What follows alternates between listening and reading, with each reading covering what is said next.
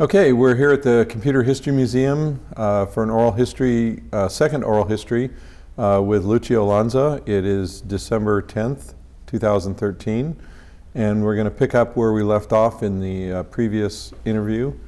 And Lucio had previously described the 8086 generation and of microprocessors at Intel, where he was working as a marketing manager. And he's now going to pick up and fill in some important events around the 8086 and specifically the Crush program, after which we'll move on to the next topics. So, yeah, the Crush program was a very interesting program. At Intel we realized that the 8086 was what it was, and clearly we could not change it. Meaning what? The architecture of the 86 was a little bit maimed, if I can use a polite version of and I don't know if I talked about this last time, I probably did. But fundamentally, the 86 was maimed because it was considered an intermediate step. The real big step was the 432, at the time called 8816 and then 8832. Object-oriented, fantastic architecture. From a computer science point of view, definitely superior to anything the 8080 or the 8080 successors could be.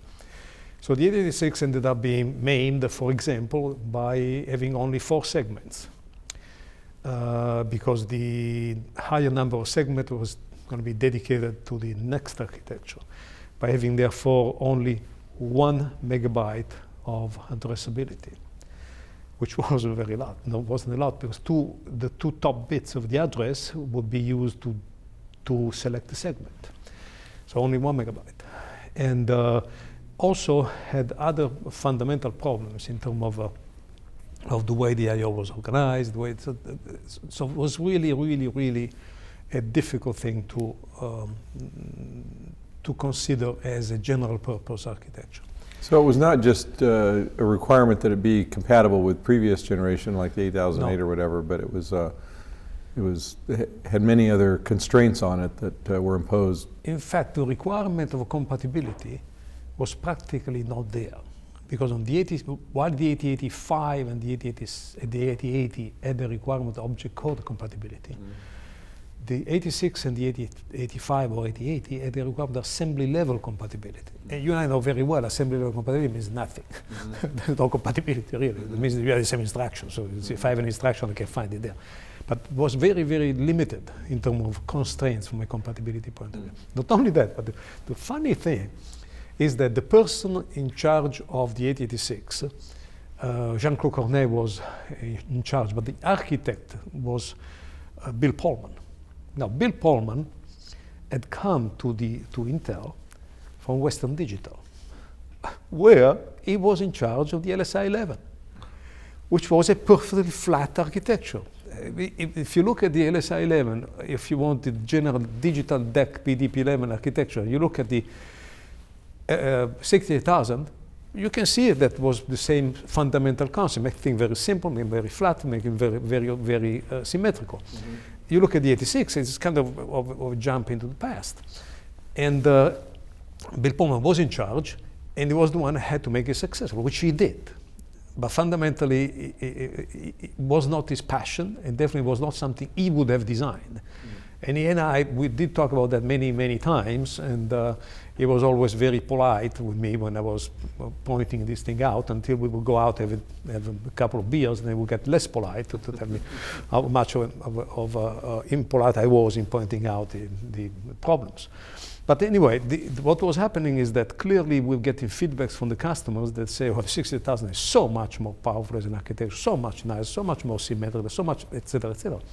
So on one side, I said last time, what we did was, we couldn't change that, so we started talking about the fact that Intel was going to provide the entire system.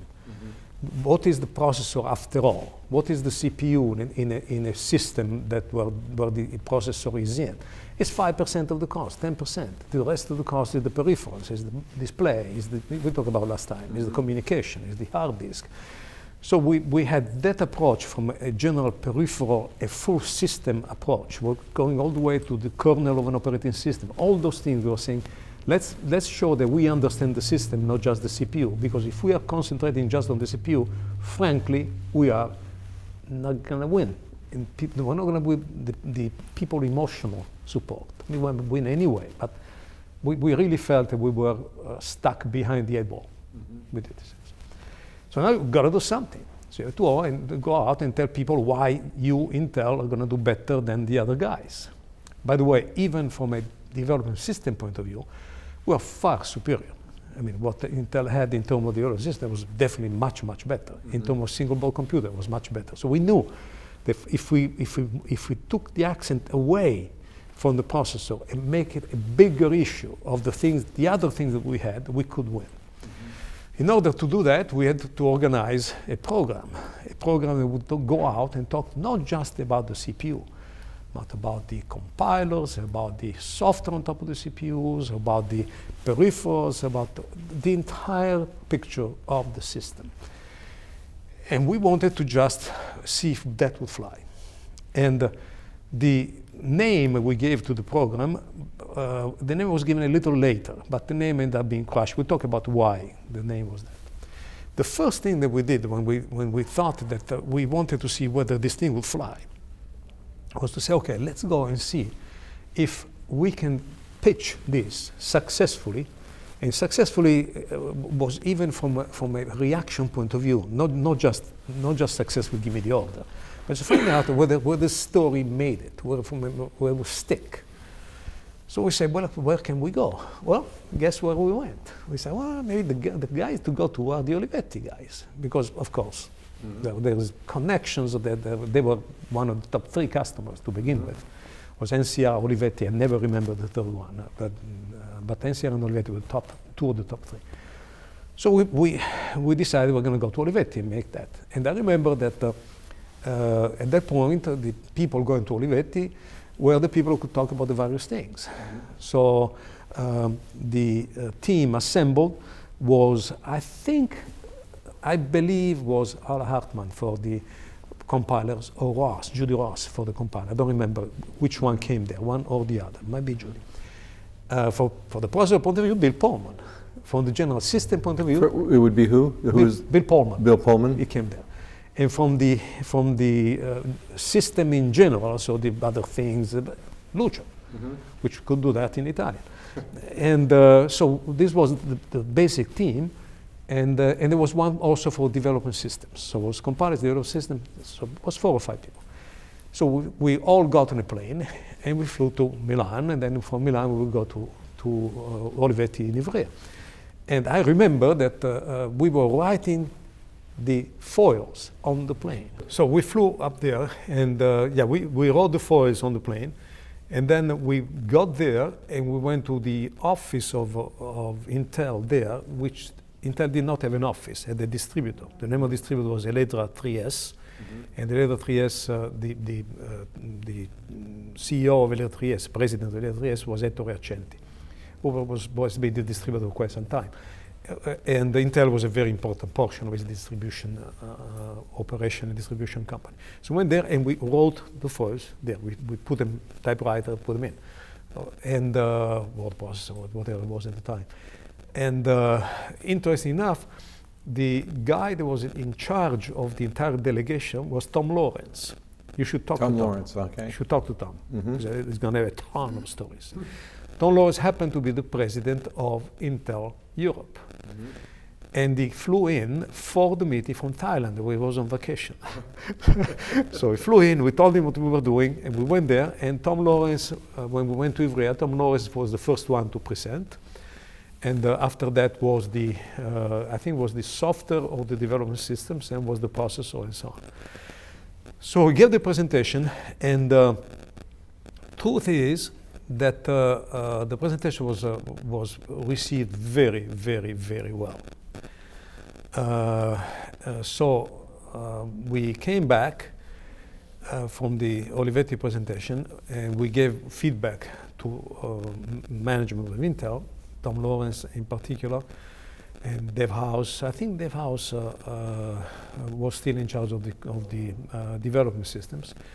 And was clear that that experiment went well. So we decided, the management decided, I wasn't deciding anything, but management decided, the top management, that that was a good thing, so we were just going to go and extend it and just duplicate it.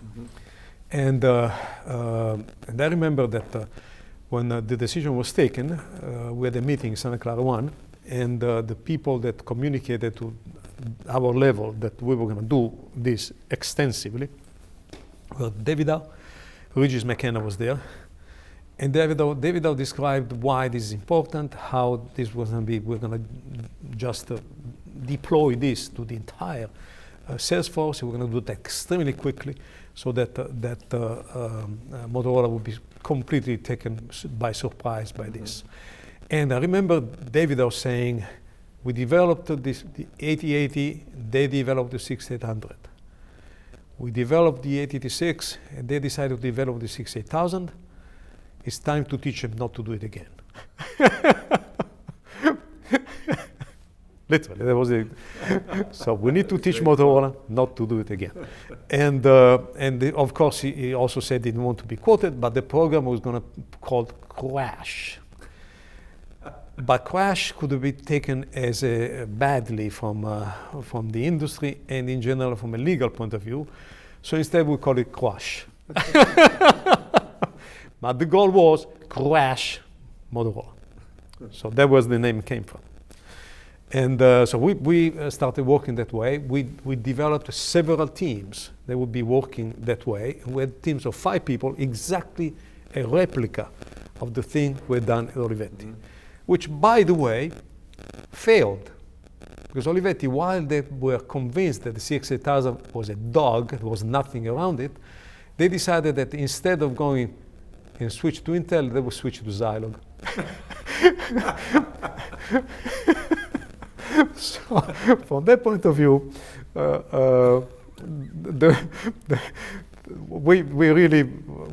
we use an Italian expression. That is an Italian expression. It was based on the fact that if you cannot jump on top of a horse to ride the horse, and you ask for help, somebody might come there and help you, so you get on top of the horse. But sometimes the help is too big, so you end up on the other side of the horse. So we decided what is called in Italian, Saint Anthony, you made too big of a grace. You helped me too much, Saint Anthony. Right. So that was, so anyway, that is what happened. Of course, the Italian distributor was very mad because were not able to do it. But anyway, out of that thing not succeeding, we still decided to duplicate this, and we developed. I think we had initially 5 different teams of 5 people, and they were deployed everywhere. So teams of 5, and there was the various teams. It doesn't matter. And I remember distinctly that we went all over the world. And this was such a high priority that all the activities that were happening on the architecture, on anything, were taking second place. And it's, in fact, I don't know if you ever saw this, but this is what was given to the people that were the active people in the crash program. So I don't remember whether this was 79 or 80, but it was exactly in that time frame. So I remember I ended up going on the crash presentations in Southern California. Borgs was one where I went. I remember I went there with Dave House. If I remember correctly, I went to Chicago for presentations, and John Doe was the salesperson in Chicago. Yeah. So we went we went everywhere. And we had very strong teams. It was wasn't just me or one team. It was lots of people. And Dan Elliott was one of the people there. And truth is that that thing did make a difference. We fundamentally, I think, convinced people that the issue was not just going to be an issue of a CPU. It was a much bigger issue.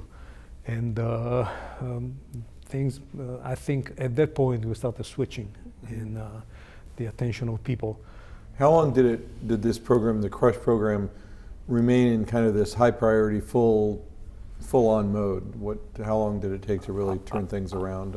I would say at least 2 quarters, maybe 3 quarters.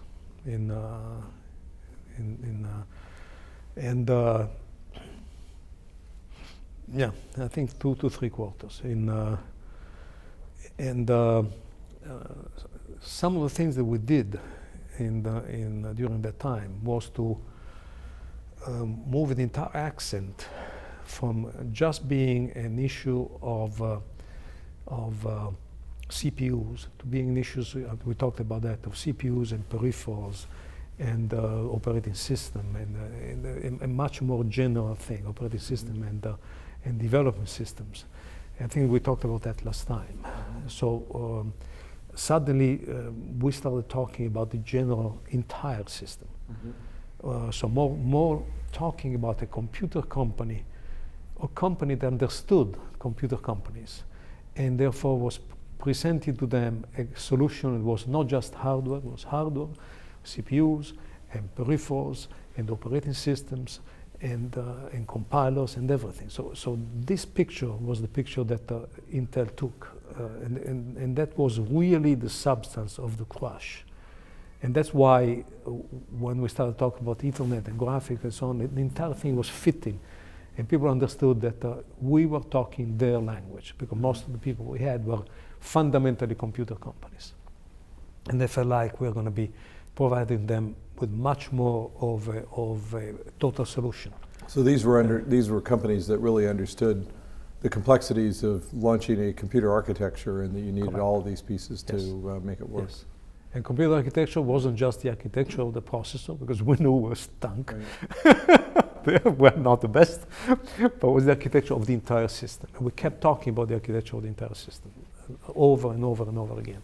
So that was just shifting the attention to this being more of a hardware and software and operating system. That really what was the difference in bringing different attention to the products. And I think that is, at the end, one of the things that attracted the friends in Boca Raton.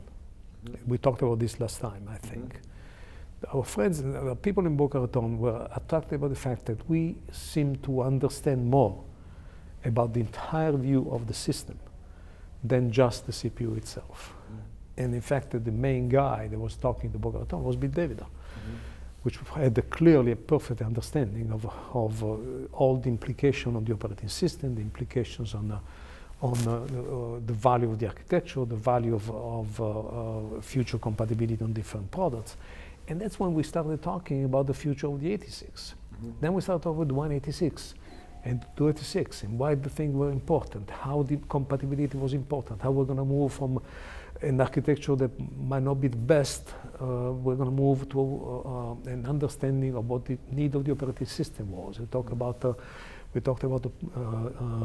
memory protection, about segments, but just take the attention away from the intrinsic 8086 and show that the future was what we're really looking at. And our future picture was definitely much better than what Motorola could ever even dream about. That's why we had more attention to the software. We're talking about the single board computers. We're just looking at a much broader approach to the entire system, compilers. So the entire thing was different, and that was the real essence of Crush. Take away the attention from the processor architecture, because if you do the attention on the 86 architecture versus the 6000 architecture, we stink. So that was, Intel has obviously built its whole company on the microprocessor business, and this was a program that allowed it to not only maintain a position, but grow its position and to cement its position as a microprocessor leader. So let's pick up where we sort of finished off in the last discussion.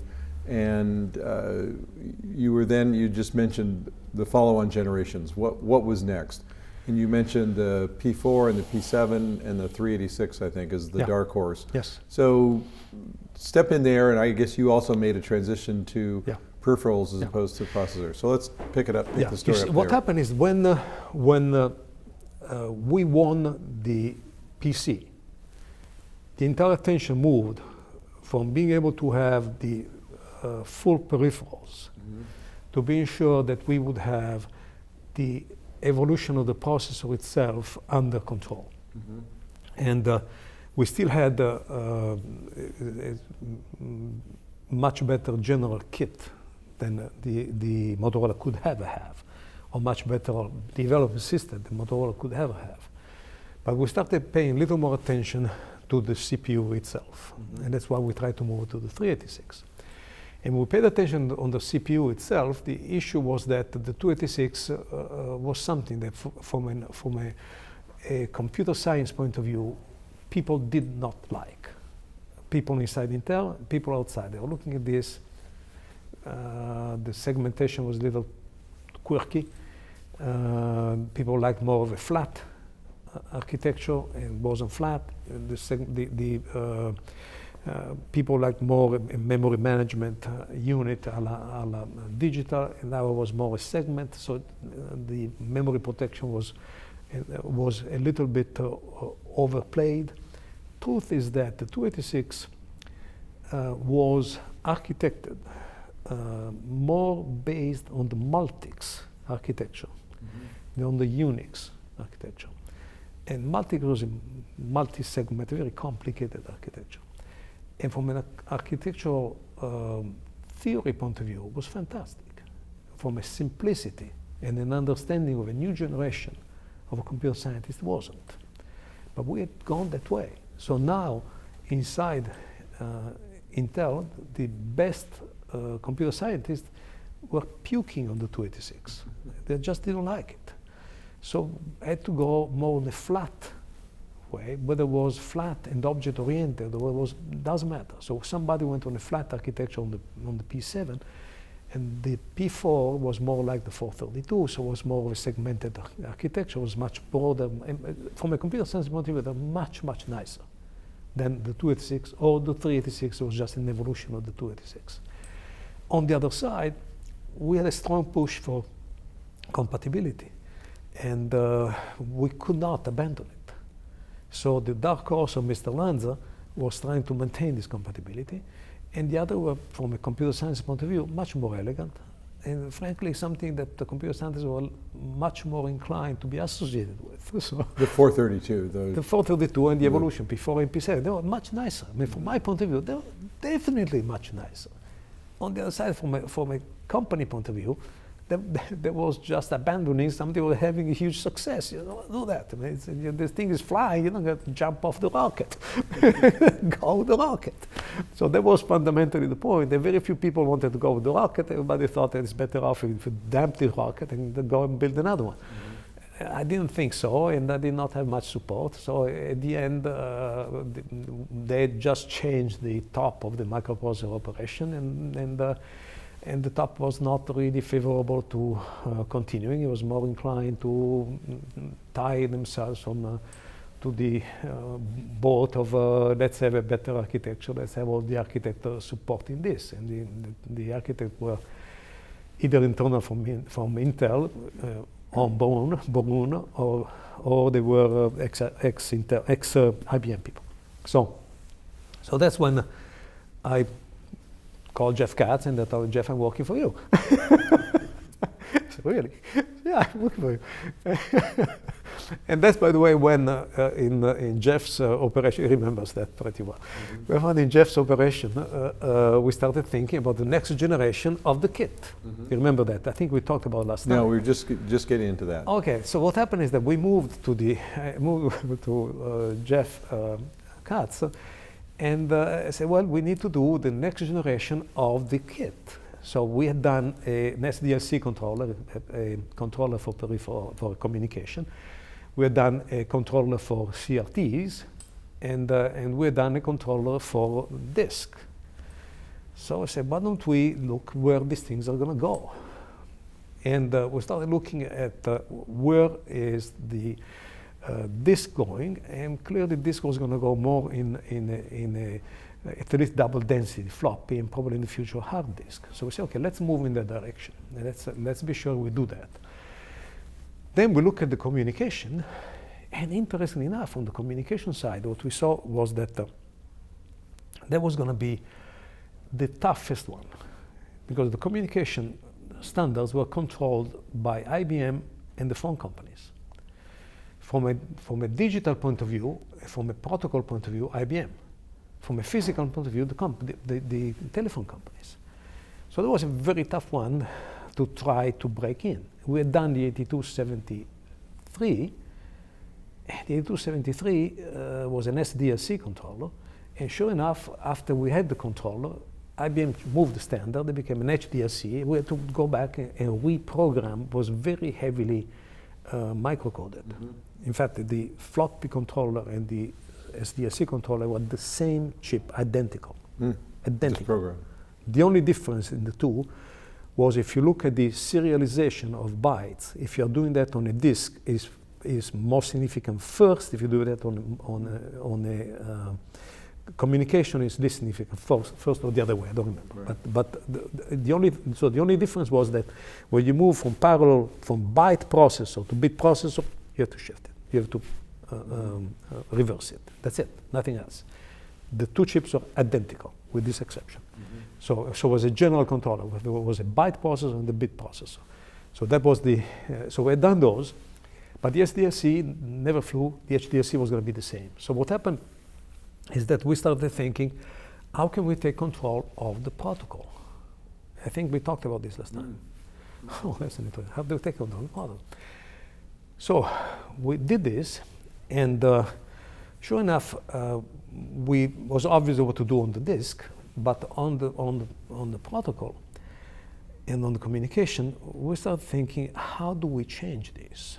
So how do we do something that is not going to go through the communication and the PBX, because you had 96 baud. It was ridiculous. So we started thinking, maybe we should just have a communication, direct communication, binary communication, baseband communication between computer and the next computer. So we started looking around, who could do that? And clearly there was something that I was very excited about, because my first job ever as a computer scientist was at Olivetti General Electric. And what I had done there, my fundamental assignment was to do a serial interface between computers. The highest possible speed at the time, 20 megabit per second. Pretty fast. Hey, 15 nanosecond clock. And so we defined a serial interface. Clearly was some, in fact, I think it was a patent right on that. And was for GE, Olivetti General Electric. And so I thought it was a great thing to do. So I talked to my friends at Olivetti, Mario Mazzola in particular, and Luca Cafiero. Talked to them and said, well, what should we do here? And at Intel, we were always exchanging views on how the future should go from a system point of view. And we just paid attention to some of the serial protocols that were coming up. And the one that really excited us was the one called Ethernet. We liked it because it was fast. It was 10 megabit per second. And was baseband. And we understood it. It was just a fast shift register. That's it. And so we thought, well, maybe that's what we should do. So we talked about that with Pullman in particular, Bill Pullman, and with other people at Intel. And we said, well, that's interesting. Let's see if we should go in that direction, this Ethernet. And we said, no, what happens here if we go Ethernet? Well, the patents are with Xerox, so we need approval from Xerox. Okay, well, why don't we do this? Let's go talk to Xerox and see if they're interested. And they said, well, yeah, we're interested in talking about you guys developing a controller that would be the Ethernet controller. And so it's great, Ethernet controller. So we did that. And then we said, well, but we need a system company, because we don't have a system credibility. And this is not going to be just a chip. This is going to be a chip, but it's a system concept, because if you do just the chip, we'll lose. So we need to have something that says we understand the system concept better, because the CPU is only 5% of the cost of the system. So we only need the system. And we said, oh, well, one need to talk to a system company. Who is the system company you're going to talk to? I said, oh, it's obvious, Olivetti. Let's go talk to Olivetti. So we decided to do an agreement between bringing Olivetti. So Olivetti, Intel, and Xerox would just work together and define a standard serial interface protocol based on the Ethernet, which had nothing to do with inventing anything. So they made it very clear that he invented Zippo. But we thought it was a good processor, a good protocol. It was basebands. We understood, knew how to do it. It was not very difficult from a conceptual point of view. It was just fast. So we went to Olivetti to see whether they are willing to work with us. Went there with Kaufman, Phil Kaufman.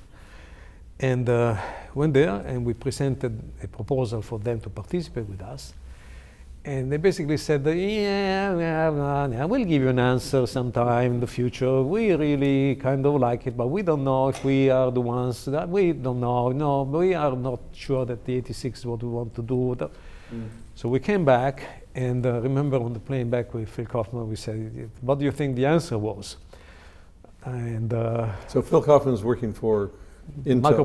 Microprocessor. He was in charge of microprocessor operation. He was the general manager. So on the way back, he said, what do you think? And I said, well, I don't know. Well, he said, I want to know from you what you think, because you are Italian, and a lot of the conversation was in Italian.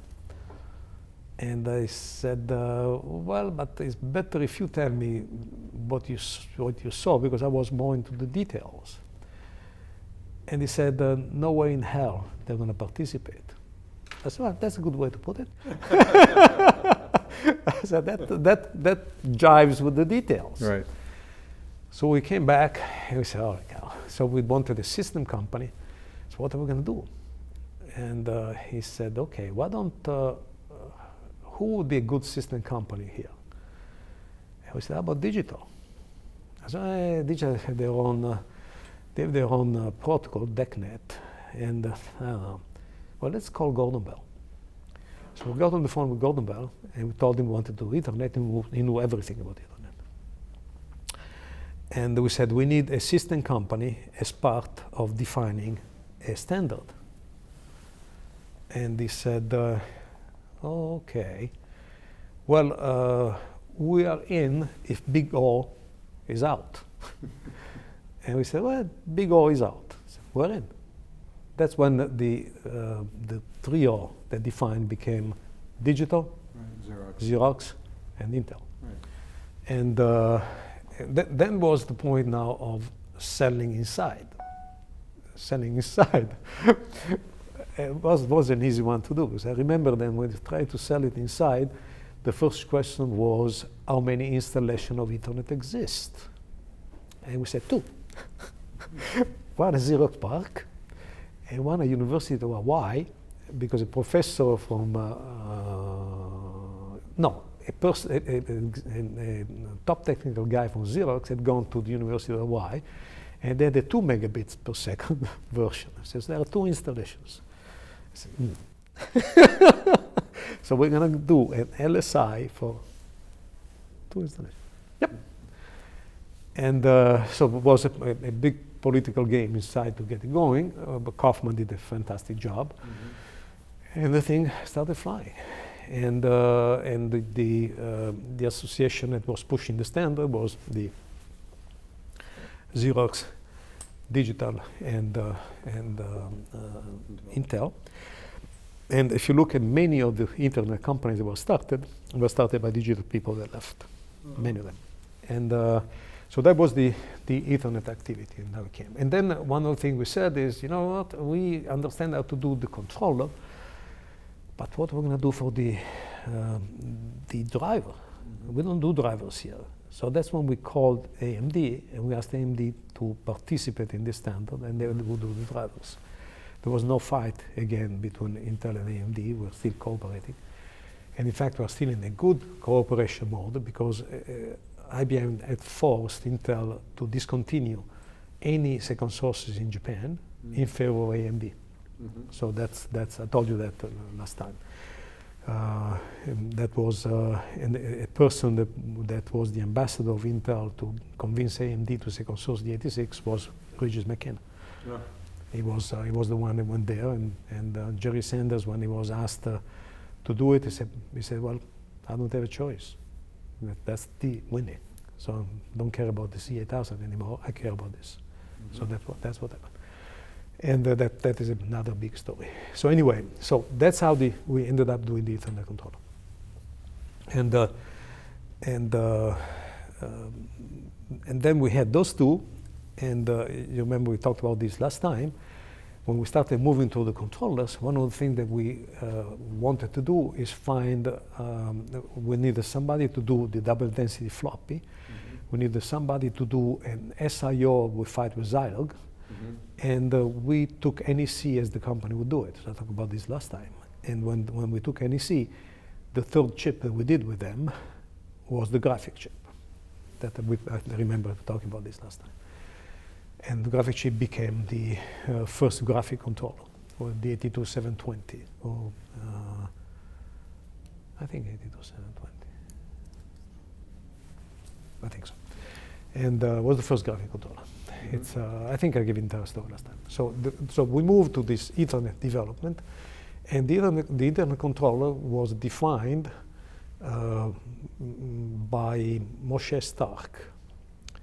And Moshe Stark was a person from Intel Israel that was working in the architectural team, the peripheral architectural team in Santa Clara, and the Ethernet controller, the 82586, became the first chip defined by an Israeli team.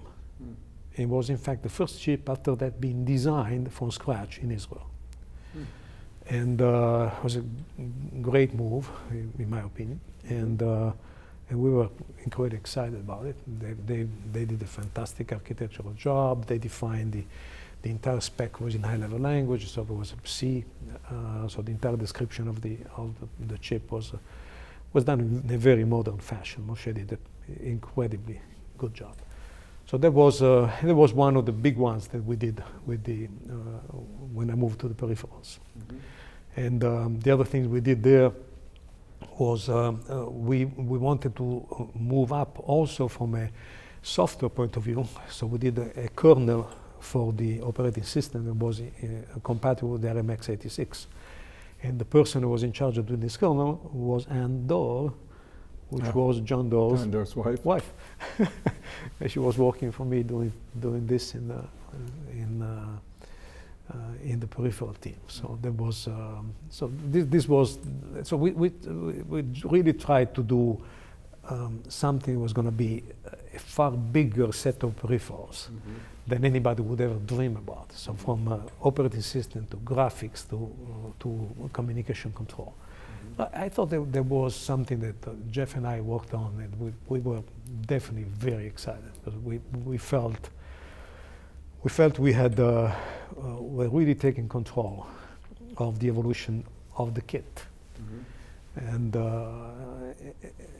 that had to us had an important aspect in the way we would end up evolving the entire image of Intel, from being just a component company to be the company that understood the system aspects. Right. And we thought it was very important because we knew that Motorola knew nothing about it. So if you really want to win a battle and you know you're going to lose in this battlefield, you make the battlefield bigger, and you fight it that way. So that fundamentally what. So how long did you remain in the peripheral group? I remained in the peripheral group for about 2 years. Until 1983, I think was 83 end of February. And that's when I decided to leave. Leave Intel? Yeah. I had decided to leave Intel earlier, and Les Valdez convinced me not to do it. And I still have, I saw this a few months ago, I still have a little note, sticky, this big from Les Vades. And when I had to resign, I don't think I can contribute as much here. I really want to do something new. And I was going to join a company that Phil Kaufman had become the CEO of. It was called Silicon Compilers. So I resigned from Intel to join Silicon Compilers. And I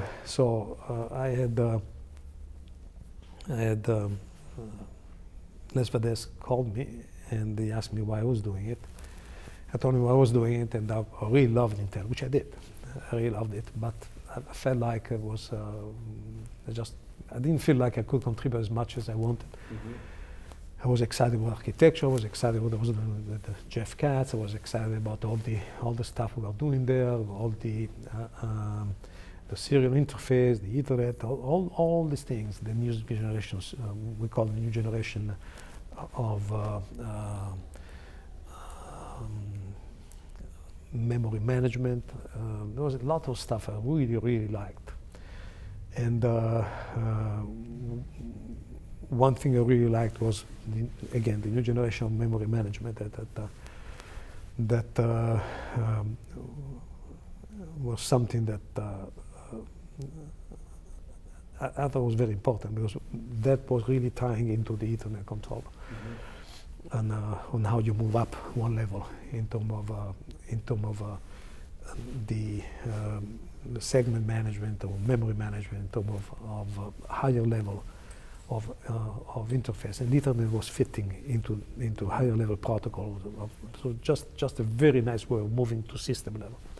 So this gave you reasons to leave Intel in terms of wanting to do something broader. Yeah. Well, what was the draw on the Silicon Compiler side? Was it Phil Kaufman, you knew him, or so forth? Did you? I liked what they were doing, and they were looking. Silicon Compiler to me was doing one level higher and innovating in terms of doing software that was designed to take advantage of the underlying hardware. So the fact that you had the software taking advantage of the segmentation, the software that was really bringing up the architecture to a level where your software would be different. So I thought it was really having a bigger impact on the industry. And Vades convinced me that I had much bigger future at Intel than in any startup.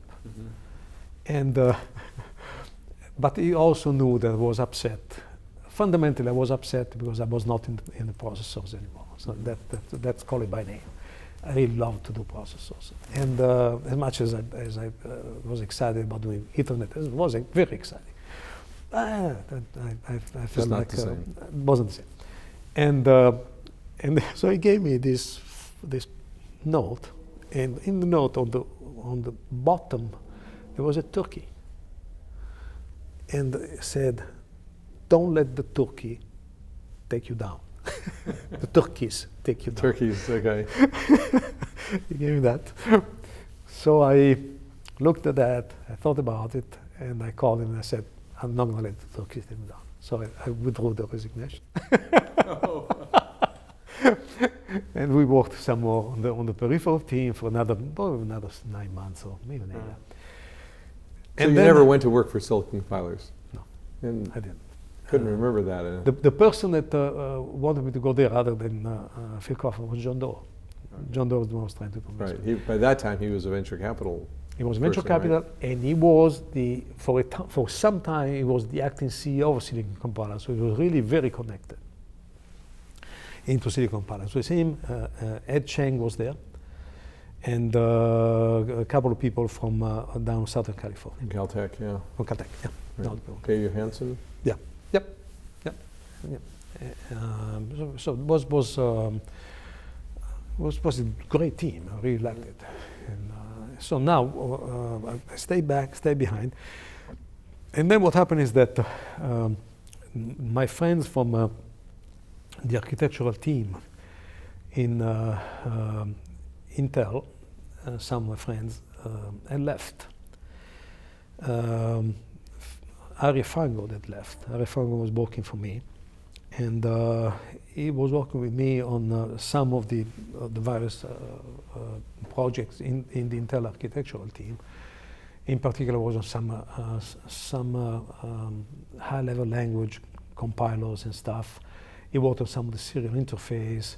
He was a really strong-minded, incredibly strong-minded guy. We worked very well together. We were very good friends. Very good friends. We were probably having.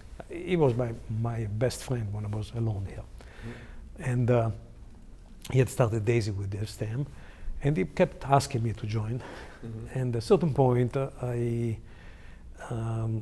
looked at what I was doing. I looked at what they were doing. I liked what they were doing, so I decided that I would this time resign and go. And this was end of February, in 1983. So this time I gave the resignation, and I stayed there. Only the last thing I wanted to do was to be sure that we would get the cover of electronic design for a chip that we were announcing, which was the 82730, which was the CRT controller for very high-speed CRTs. So that was a big thing in those days, is to get the cover of electronic design or any of the electronics or electronic design, right? That was the ultimate goal for a marketing manager or whatever. So I got the call.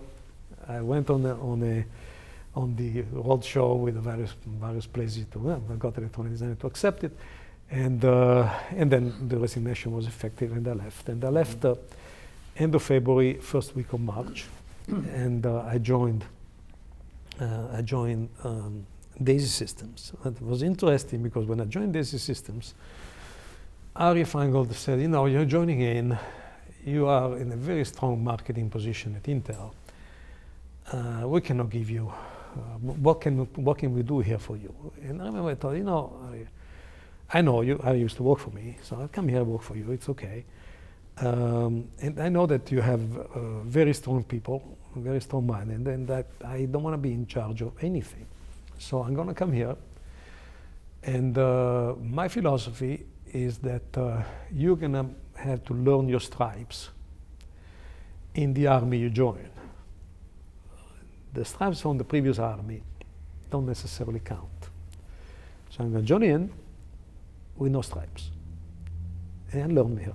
This is Arya talking. No, I told him. But that's you told him. Because he's a military guy, so I want to speak his language. I was going to say he's an Israeli paratrooper or something, absolutely. Right? And he understood that, and he absolutely bought into that. I said, so I'm going to earn my stripes in the new army. Right. I said, okay, so what are you going to do? Well, can you hire me as a customer marketing engineer level 0? So I'm going to be here and work with you on how you can address customers and understand what customers want and have the best offering for customers. Okay, I'm going to hire a customer marketing engineer. Good. So I got there, I got a demotion in salary, and I joined as customer marketing engineer. And I started working on doing that. Then I hired the first. Did they announce the product at this point? They announced the first DAISY workstation. Okay, they had a few customers. I don't think they had very serious customers. I'll tell you that in a second why I'm saying that. The first customer they had was Data General.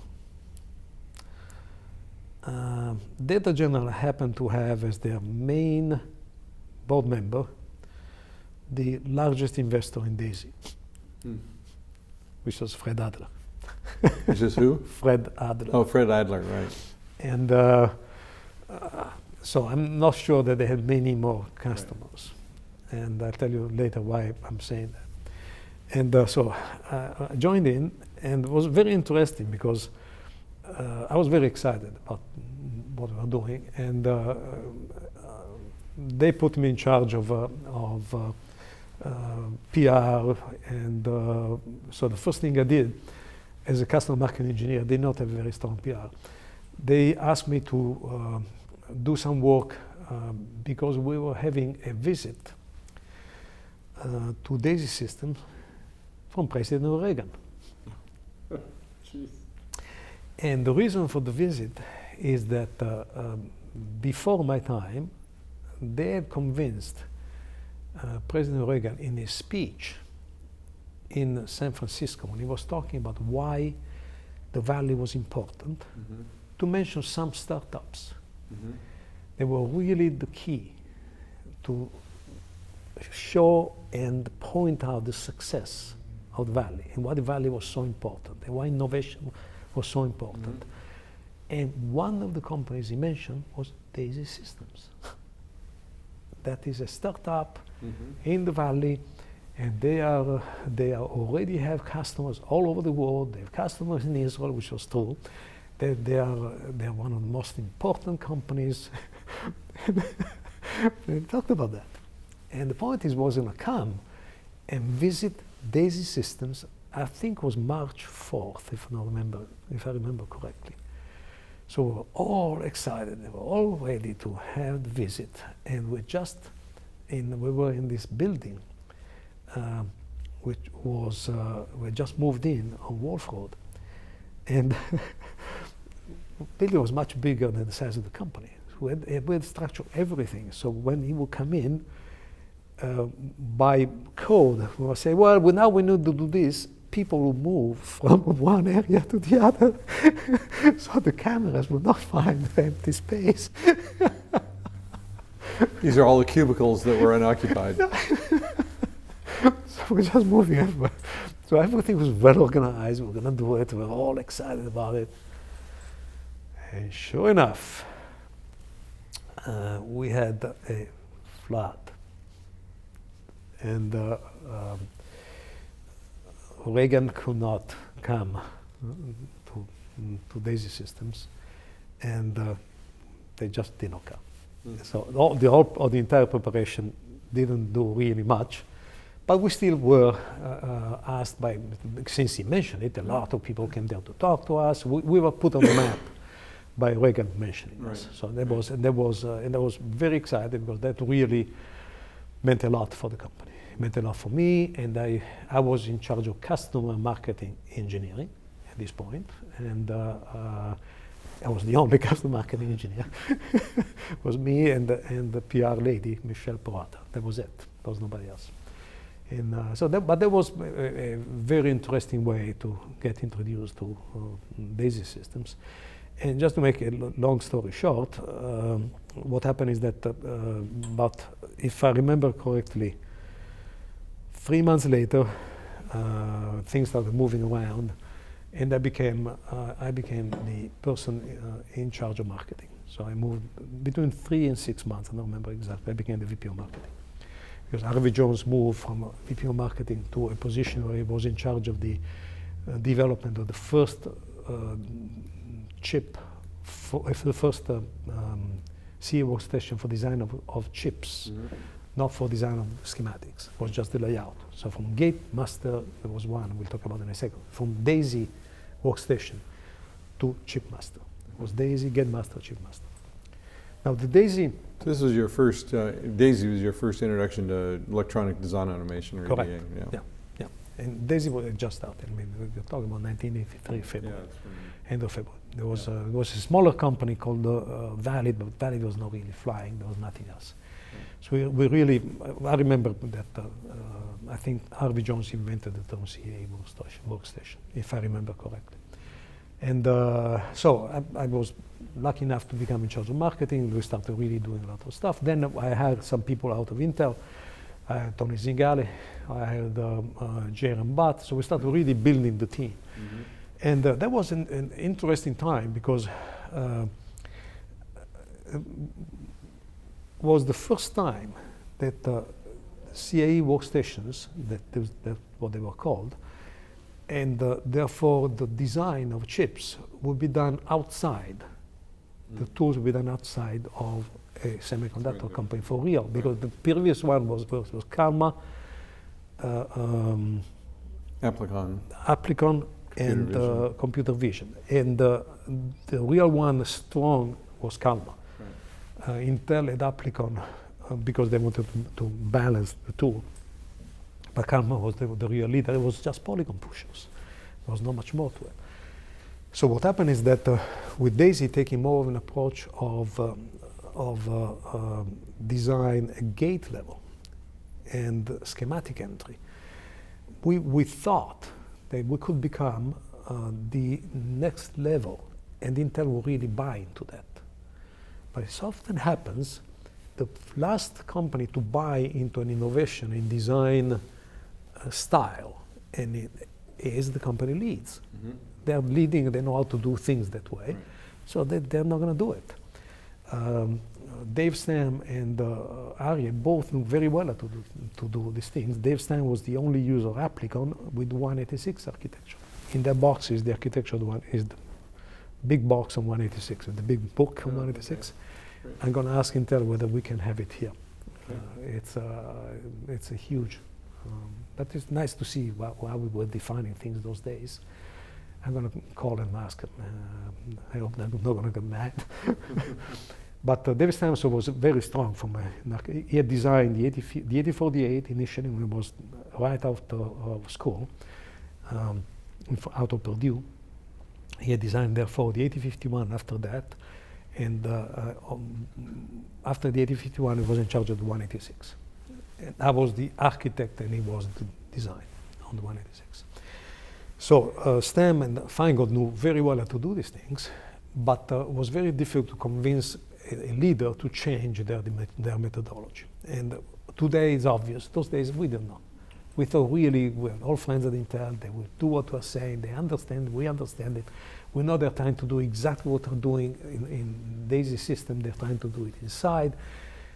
But it was no. By the way, Daisy Systems, the name, came out of the fact that Arye wanted to do something. In fact, Arye's wife wanted to do something that was very familiar to people.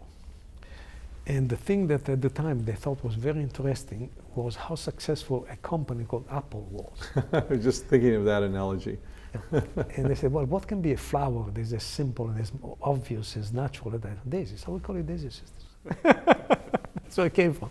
At the time, was pretty aggressive because the Daisy wheel printers were the fundamental printers. So calling it something Daisy System was very confusing. Yeah, and in the relatively the same marketplace. Correct, correct. So everybody knows, so what are you doing? What is this? And so anyway, so I ended up getting very strong in the marketing side. And at the time it was interesting because one of the things that Harvey Jones was very strong on and was working on was a product called Gate Master. Which was a ASIC product. And Harvey, principally, more than me, and I, look at the CAE workstation market, and we just say, no, we just cannot break into Intel.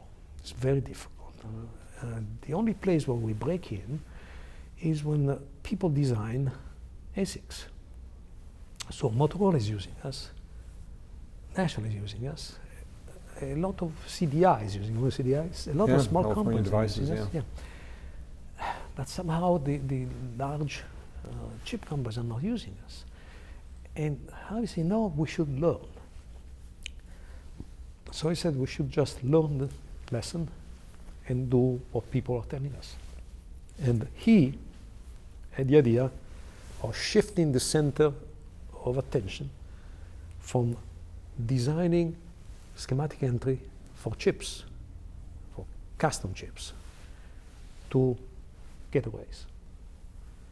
And I jumped on it, and I decided that we decided I would be the one driving it. Not my intuition, his intuition, my execution. So I took that, and I talked with Tony Zingale. We talked about it and said, yeah, we can do this. We're going to do this. So, and we started working on this. It was so exciting because, hey, let's look at this thing.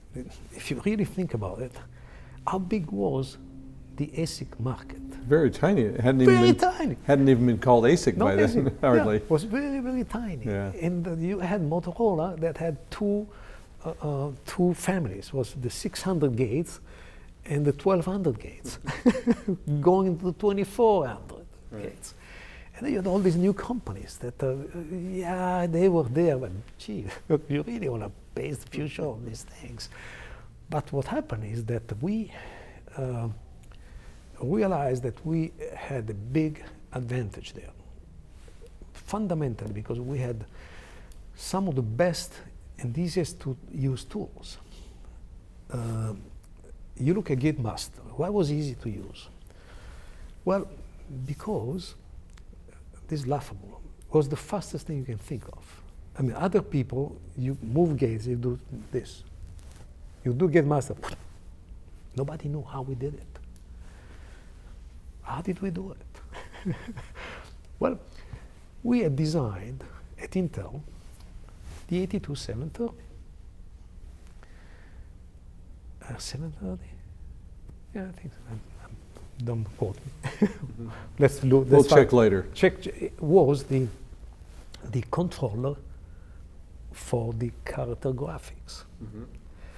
So what we did, a gate was a character. So we could move gates as fast as you move a character. As long as you have the buffers, and in the buffers you have gates, and you have connections. So it was a set of character graphics. So it was as fast as a word processor. Because the 82730, that's what it was called. The 82730, I really think of it now. The 82730 was a character graphics thing. So as long as you define characters in a way that the gates look like characters, it's going to be fast as hell. That's it's double buffering, so you have the next one. So was there a limit on the size of the gate representation? Of course. Well, you know what? Nobody had to design their own gates. We would enter their family. Yeah. So they can say, here are our gates. Oh, we enter for you. So we'll do it for you. So nobody needed to know that. So nobody ever knew there was a character graphics, ever. Nobody knew it was a word processor showing gates. I don't think anybody knows it today. So that was oh yeah, it wasn't 7. There was another one. It was 730. It'll be 275. Doesn't matter. We kept the 75 end. So it was a very interesting thing. So now we were the best at doing getaways. We were incredibly fast. We would enter the getaways ourselves, and so we decided, why don't we just go out and find out how many getaways we can get in. So we get to everybody. And how many libraries? Libraries, yes, libraries. Get them in as fast as we can. So we went out, Tony and I, and went to various companies to just enter these things and convince them to let us enter their stuff. We would do the job for them. We would get the libraries in. We know doing libraries is not a very exciting job, so we do that job, we do it for them. And went around on this campaign, getting as many as possible to accept that we will enter their things, and therefore it would be easier for them to go get customers. And so this getaway program went on very quickly. Tony and I were out doing the presentations, and at a certain point we thought we had enough, so we came out with an ad. They said, when you are looking for a CA workstation, ask yourself how many libraries does your workstation support? In Daisy's case, it's 12. Mentor had 2. So we just blasted the entire thing. So reposition the company as the way to design very easily and very simply getaways. So GateMaster was a piece, but in general, the fact that we had now a simulation, we had the entire thing. GateMaster, in a sense, the gateway was the entry point. We repositioned it completely, and we caught everybody by surprise. Everybody. We were surprised ourselves on how successful the thing was. It wasn't for the fact of the GateMaster itself. It was the fact if you are doing getaways, we give you the libraries, you enter the gateway, and now from there on, you're in. Now you can use these things that when you design chips you don't want to use. But if you're coming in and you don't have a previous expertise, a previous way of doing things, so we went to people that were doing new designs and were mainly system designers, or the getaway side of a semiconductor company, and we entered the market that way. That's how we blasted through the market with Daisy Systems. So that's what happened. And then what happens also is that since system designers are the one talking to you, the inputs you get are very different than if you were designing chips. So they moved us very quickly in the direction of simulation, in the direction of higher level. So we moved incredibly quickly. We had the market. Okay, the key when you are Intel taught me this, nobody else. The key when you are ahead of the game, I used to say with Paul, I used to say, you know, the key when you are on the tip of the iceberg is to understand you're on the tip of the iceberg, and you are there. So you are. I used to say, you know, we don't realize that we are probably a year ahead of everybody else, but they are 5 years behind because we're getting the inputs. If we do something wrong, who are they going to complain to? Us. So as long as we listen, we're going to be able to increase the lead. So we need to be on the tip of the tip of the tip. And keep moving fast. So that's what happened. And now the designers of the new generation of designers of a chip, other than the existing leaders in designing complex chips, Intel or at the time Motorola, they would just come in and just define the methodology. As long as we listen to them very quickly, we're going to move. That's why we led in what? We led in what Intel, Daisy really led was the simulation was the first simulation ever. The acceleration, the Megalogician. The Megalogician was unbelievable. People could not believe it when we did the Megalogician. The Megalogician was fundamentally taking the simulator and make an accelerator for the simulator, knowing the architecture, was three processors in sequence. One was the reading, one the execution, and three complete processors. And as a result, the Daisy simulator with an accelerator would be 100% faster, 100 times, no, 100 times faster, 100 times faster. Right. Yeah, I remember the Megalogician was quite a success. It was unbelievable. I remember when we presented this to a users group of Daisy systems. We presented it, and they were there. We said, well, we have a new product coming. It's called Megalogician. Let me show you why it's important. So we show the simulation. Let's take this circuit. Let's do the simulation. Let me start it. Boom. Let's start the Daisy logic simulator. So let's start, and the simulation goes about 20 seconds. Here it is. Here's the waveforms. And oh yeah, that's good. It's faster than ever. Yep. Let's try the same thing with the Megalogician. So we say, okay, here's the same input. Let's start. Boom. Boom. The audience, the auditorium came down with applauses. People couldn't believe it. It was a fraction of a second versus the 20 seconds. They absolutely could not believe it. It was unbelievable success on the Megalogician as an accelerator. And that was Gary Catlin that ended up doing always a very strong graphics guy in the industry. Has done incredibly well. Incredible, great guy. Ex-Intel also. So we did the Megalogician, and clearly the company was really taking off. There was nobody could compete at the level we were at those days. In a sense, we were our own worst enemy because we were moving so fast. It was impossible to be able to deliver everything we would promise. But sometimes the philosophy of Daisy, unfortunately, was to overpromise. The philosophy it wasn't mine, but the philosophy was, I would rather overpromise and have the customer mad at me so I can fix it than not promise and have the customer mad at somebody else because they cannot fix that. So our customer will do well. But then we got completely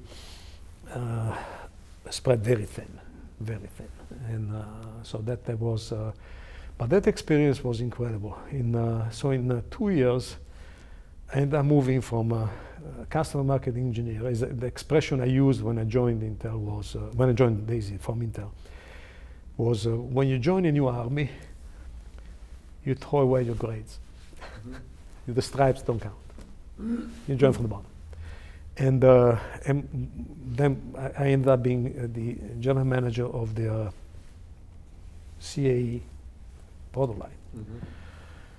And Harvey Jones was general manager of the Chipmaster. He was always incredibly powerful in the way he would intuit the market. It was incredible. I learned more from this kid, who was 15 years younger than me, than from many of the other people I've been working with. But it was a great experience, I think. It was 3 years, 1983 to 1986, at Daisy. And I think we did impact a little bit the way designs were done. And there's tons of stories there. I'm going to show you a couple of things here. Can you pass me that big box? This was the spec on the 186. Oh my gosh, handwritten specs. So this is going back to Intel times as a spec of the 186, all carefully cataloged and done by hand. Yeah. As things were done those days. Yeah, and these are, I'm going to send you a copy of these. Inside, I think. Okay, you're right.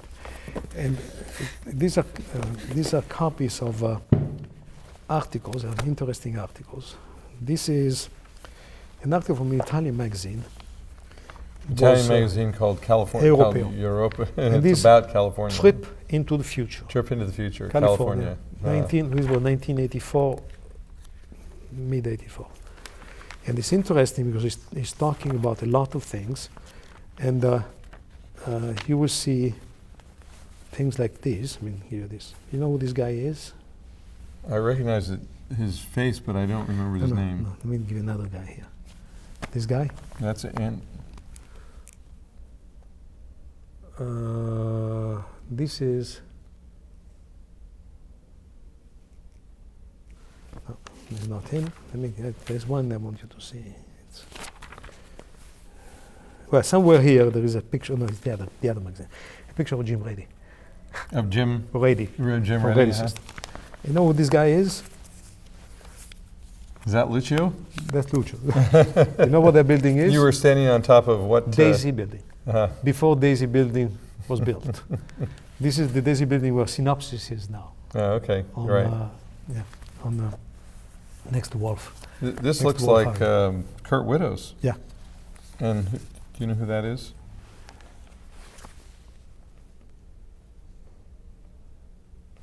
No, but these are two value system guys. Yeah. Yeah. This is the screen with the character graphics. Okay. This is Right. word processor. And Right. that's the GateMaster effect. So that's one. Uh-huh. And the same one is here. The same picture. The same picture, yeah. And here, I think is somewhere in here is the picture. That doesn't matter. That's okay. Somewhere here is the picture of Jim Rady. I'll find it. I'll send it to you. And so these were magazines, and this is interesting because this is another magazine. This is one. These are all Italian. That's That's another Lucio picture. Yeah, that's the Daisy system. That's what Silicon Valley is all about. Yeah. That's great. It's so there Yes, is, I would definitely like to get copies of all that. yeah. So this is another one on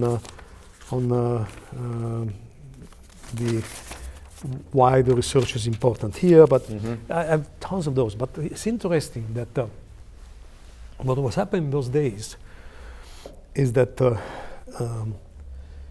people in the world understood that Silicon Valley was moving incredibly fast.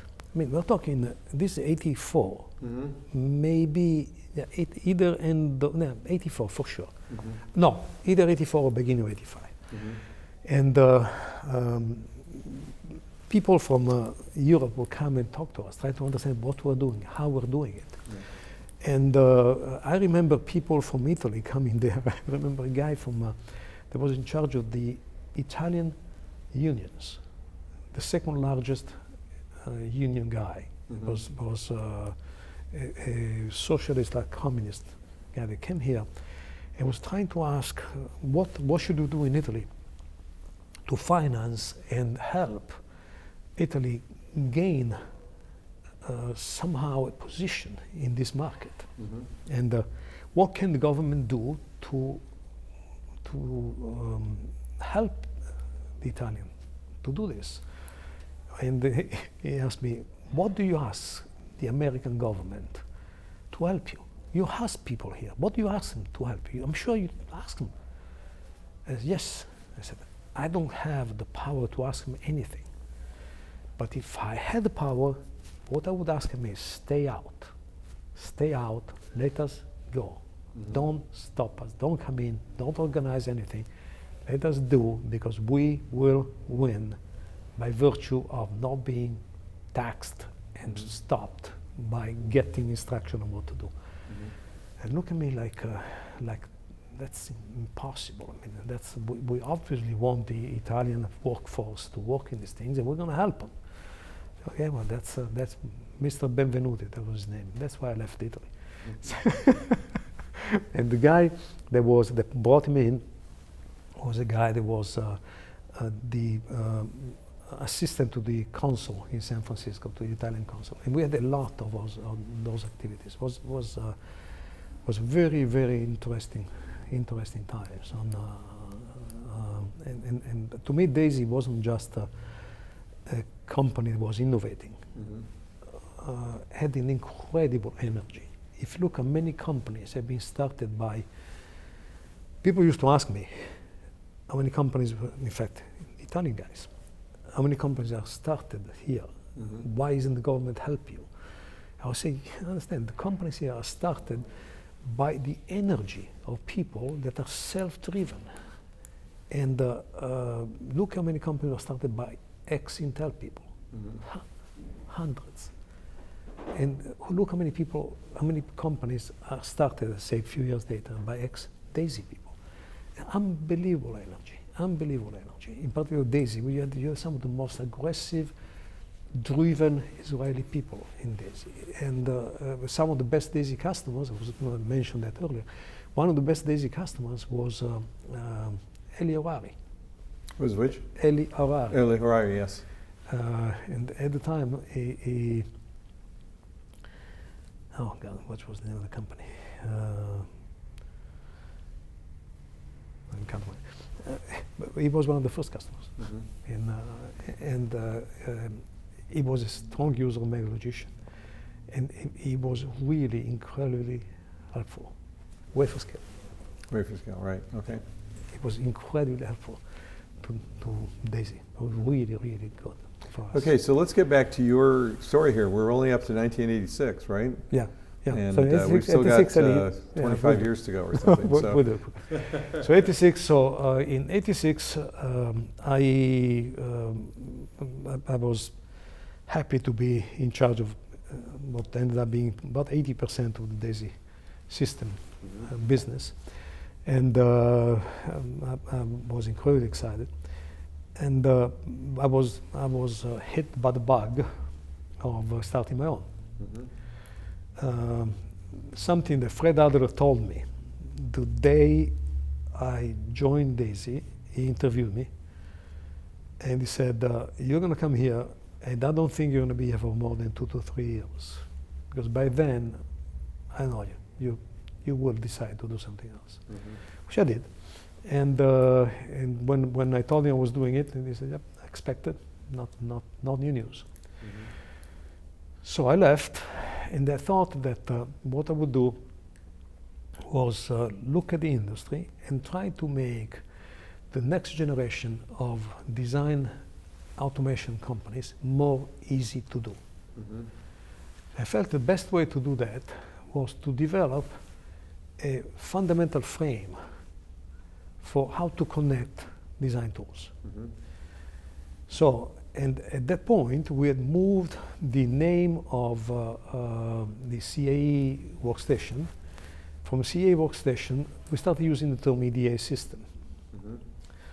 But we were not yet done that. So I decided that I would start a company called EDA Systems. And the EDA system would do systems that were fundamentally software backbone or software framework to put together tools. So it would be very easy for designers who are not expert in the computer design software, but more system expert, to design these things. You just give a framework. You want a tool that does design entry, you can plug it in. So you had tools plugging into So you would buy the solution. actual tools from another vendor, but Correct. you would plug it into your framework. Correct. That's exactly what I thought we would do. Right. And in order to do that, you have to be independent from any company, and you just try to do that. And so we developed a pretty, I thought was a pretty good set of frameworks. We had some companies very, very strongly supporting us. Motorola in particular, Ford Musa was a strong supporter, with a few very, very strong supporters for this kind of Mainly the user companies, the companies that would benefit from it. Yeah, users companies. And we were really excited. So and we did that. It was fundamentally a software framework. Was an object-oriented software framework. And you would just insert various objects and we just manage them. We were a little ahead of our time. And so what happened is that we did find a few companies were really excited, but people did not feel like they could have somebody else between them and deciding which tools to use. So from that point of view, was a good intuition too early as an idea. We had strong support. We had very strong support from Motorola, support from National, support from many companies. But at the end, we had the support of many different gateways. But we just wouldn't fly as strong. We called the framework, and at the end, my view of this, when I was trying to get new financing, and the view of the main financing parties were a little bit at odds. So we decided we're part friends, and they brought in another CEO. I moved aside, and when I moved aside, I decided we're going to just do a few consulting contracts. So I talked with my friends at Olivetti. And, oh yeah, we would like to have you to just help us design our interface with the CAE systems. I mean, we want to be able to be very productive in designing chips, and so yeah, we would love to have you work with us. So then I called Castello, and I said, Joe Castello yeah, at Cadence. okay. You and I have been, I don't remember if Cadence's name was there yet. It was SDA Systems. Because, you and I have been kind of competing on each other's throat, but I left Daisy. I left EDA Systems. Maybe we should talk. Sure, let's talk. So we met, and they said, yep, I'd like to work with you. Just come here, let's talk what we can do. And so they said, come in, let's help us doing these things. So there are a couple of consulting contracts, and then a company called Dillon Reed said, we are interested to see whether you could be an interesting guy here. Come here, let's talk and see. Now, one of the entrepreneurs in residence there was Eli Harari. Pardon? Eli Harari was one of the entrepreneurs. Eli Harari. You say Dillon Reed was the company? Yeah. And what were they involved? They were financial? They were a venture capital They were venture firm. capital, right. It was side business, small business venture capital. And the other guys there, one guy just joined, his name was Erwin Federman. So I joined in just as what we call a kind of entrepreneur in residence. I mean, there are two VCs that were interested in talking to me. One was Bill David, and that was Erwin Federman. I had to decide where to go, and at the end of this, I'm going to spend some time with Erwin Federman and Dillon Reed. So I was spending some time with them, and at the same time I was spending some time with Cadence Design Systems. By now I think they changed name because they'd failed completely in taking it public. But anyway, I think by now they had already done the connection with ECAD. Yeah, because ECAD. ECAD was public, and SDS wanted to go public, but it was on Black Monday Correct. That's exactly. And they couldn't go public, and so they ended up combining as a way to become public through the combination. Through the back door. Yeah. So they joined with ECAD, and I ended up being a strong advisor to Costello at that point on the thing he was doing. So I ended up having this situation, which I said, I don't know what to do. I like So venture. this year was 1989. 89. Okay. End of 89. So end of 89, I decided I would do for a couple of months, just trying to decide what to do with my future. I liked what I'd learned about venture capital. I liked what I learned in terms of looking at the future in the industry. Mm-hmm. I've done that for Daisy, I've done that for Cadence, I've done it for Olivetti. For Intel, I've done it for Olivetti. Well, maybe I should stay back for a second and see what I'm going to do in my future. Mm-hmm. And I thought I would do that for a few weeks, which I did. And then what happened is that the Dilo Reed main partners, which were Phil Young and Owen Federman, left Dilo Reed to join US venture partners, which was in deep trouble. Okay. So they became managing partners of US venture partners. Right. And they asked me to join in Mm-hmm. as what would be called today an entrepreneur in residence. Right. But they knew that I had other activities, so I would be part-time. So as long as it was reasonable time and no conflicts, they were very happy. Mm-hmm. So I ended up saying, okay, well, I'll be a venture partner with you guys. There was not a venture partner, I'll be a partner with you. And that would be working with Cadence and other activities. Mm-hmm. Other activities of similar value. I had a few other consulting contracts, but it ended up being working with Cadence, working with them, which I thought was going to be something would really be a good thing to do for some few months to decide what my future would be. To make a long story short, I ended up doing this from end of 89, beginning of 90. I did this for 5 years. And four and a half. So at the end, I ended up being an entrepreneur in residence, if you want to use venture partners. I had tons of investments, and I ended up being a senior VP of strategy at Cadence at the same time. So, I thought one full-time job is a lot. 2 full-time jobs, well, twice a lot. I did that for some time, and I really liked it. I had this incredible view of the market mm-hmm. and the future with my Cadence activity. And I had more dimensions, so my brain could really space around and not mm-hmm. just in a narrow way with the USVP investments. So I ended up very excited in terms of the dual possibilities. Mm-hmm. And Cadence ended up, I think we did 13 acquisitions in the time I was there. So I was in charge. Including Redwood Design Automation. Including. you remember I was there to invest. Yes, absolutely. I think I credit you with the decision to do that. Yeah, and yeah. You had driven the Comdisco investment before that, right? I did the Comdisco investment. I had driven the investment in bringing in the company for the acceleration of video processing. So a lot of different companies. Mm-hmm. We ended up working very hard. Mm-hmm. The key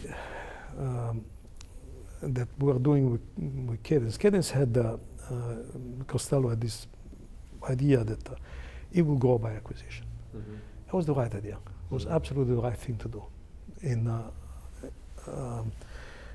You could not, at the same time, drive and follow the incredibly fast evolution of the design methodology right. and design new things. Right. So you had to find who was winning in the new things and bring them in right. and be sure that the customer you have are happy. Mm-hmm. In order to make customers happy, you have to continue helping them and supporting them with new products. I used to tell Costello, the EDA companies are consulting companies that don't charge for consulting. That's what they are, because they give customers an unfinished product and they keep modifying the product with the change of the requirements. So they're really de facto, they're consulting companies. The product that they're going to have next year is different than one people bought. And it's going to be different because they get inputs from the customer, making better for the evolution of the design. Yeah, so I mean, the challenge is that the EDA companies are selling to people that are moving incredibly fast. You can't give them a fixed product. That's exactly. And so the challenge is to keep up with the very fast pace of the semiconductor community. And the challenge was to acquire the company that had been capable of understanding that before you did. You couldn't do it inside. Right. So acquisition was not an admission of fault. It was a foundation of strategy. Right. That's why I was excited, because it was and I used to tell Joe, because I never accepted the job offer.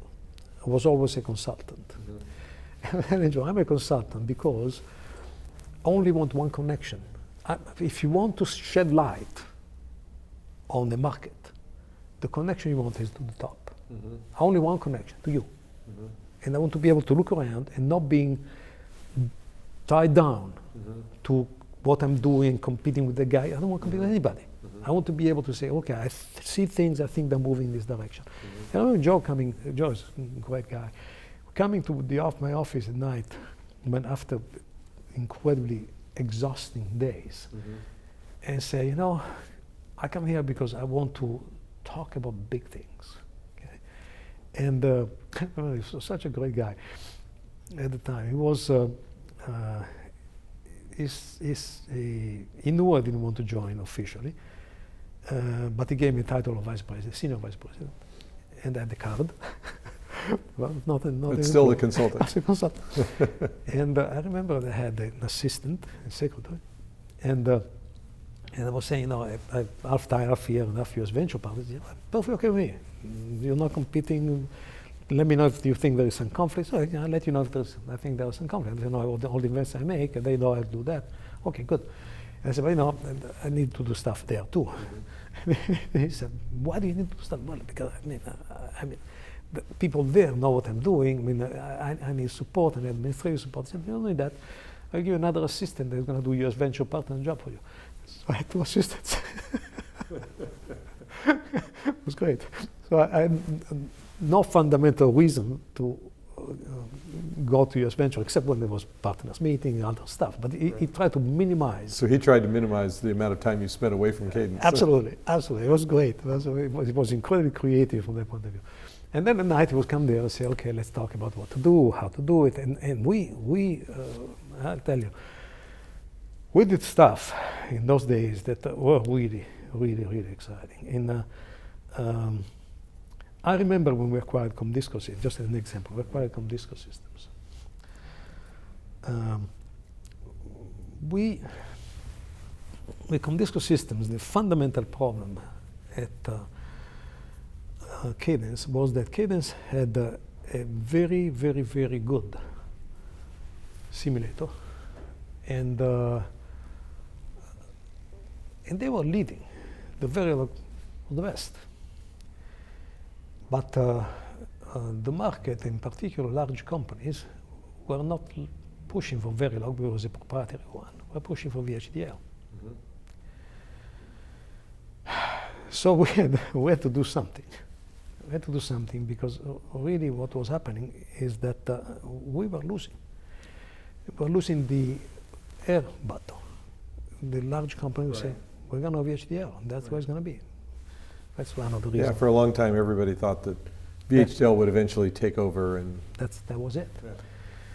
So when we decided to acquire Comdisco, one of the reasons why we did that was to move the entry level.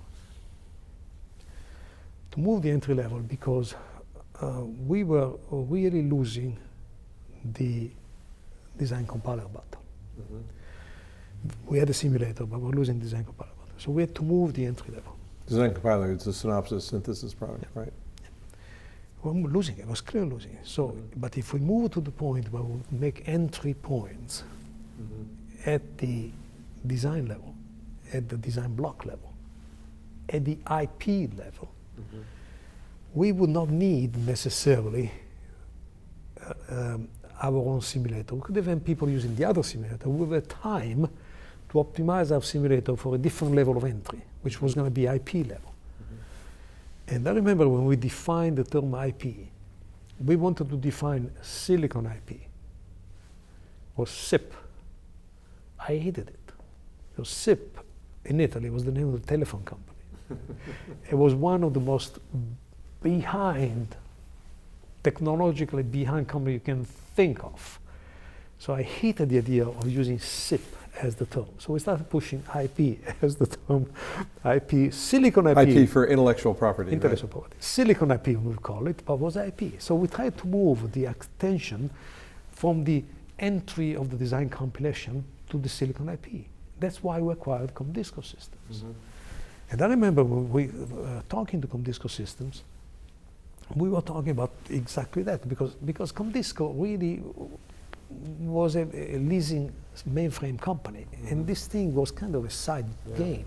It wasn't really the thing they wanted to be, and so we started talking to them to see if we could acquire them, and we were interested, they were interested, but what happened, don't remember the exact time now, what happened is that Cadence stock was December, but I will come, the year will come to mind in a second.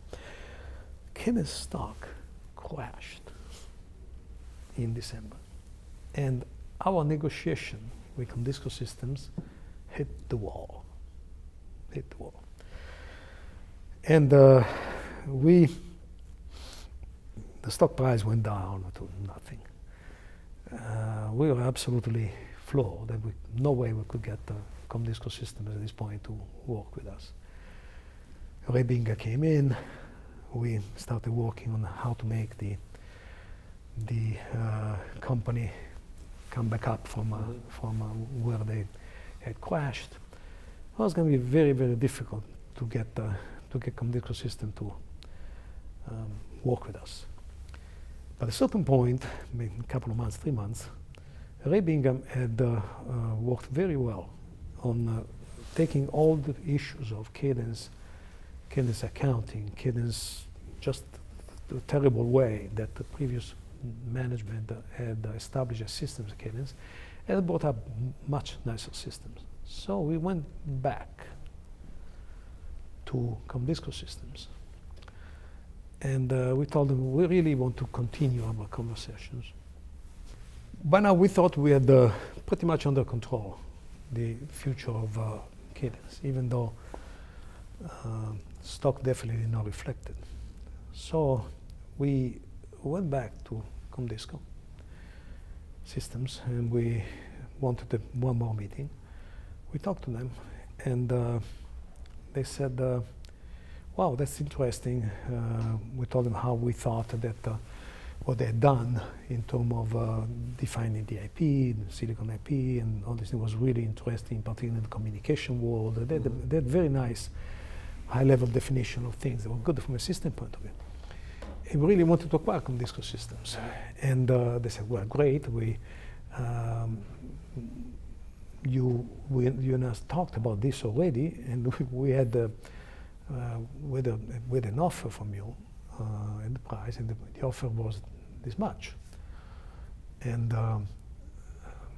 this much was in dollars, and we thought was this many shares. Yep.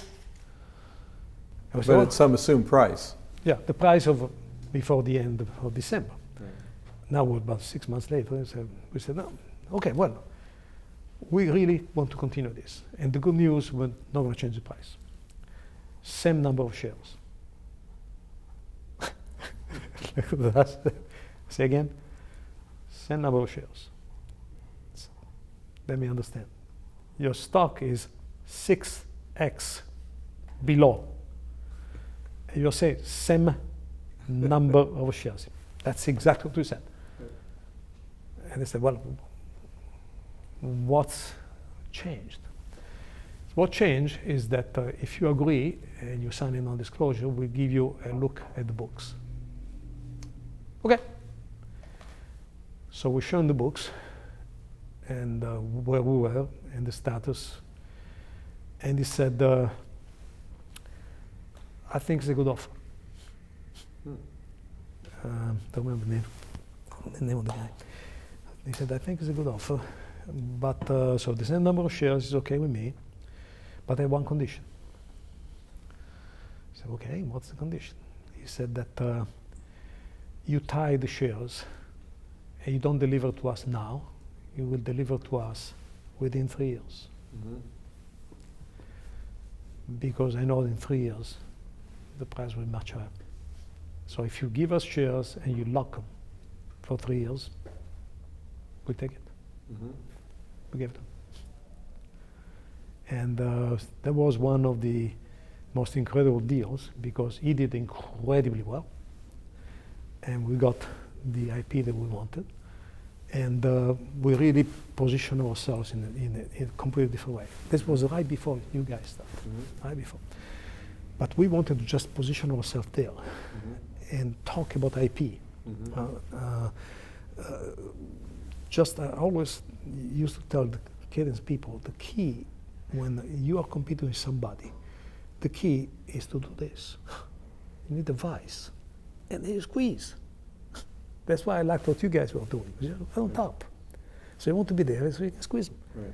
Once you have uniqueness here, uniqueness there, who cares about the price in the middle? You can change the price on the top and the bottom. So that's what I want to do. Right. So that was the strategy. And the these guys understood it perfectly. They were very excited about it. There are people in the industry today that still do not understand how we got the deal at a price that was obviously lower than the offers.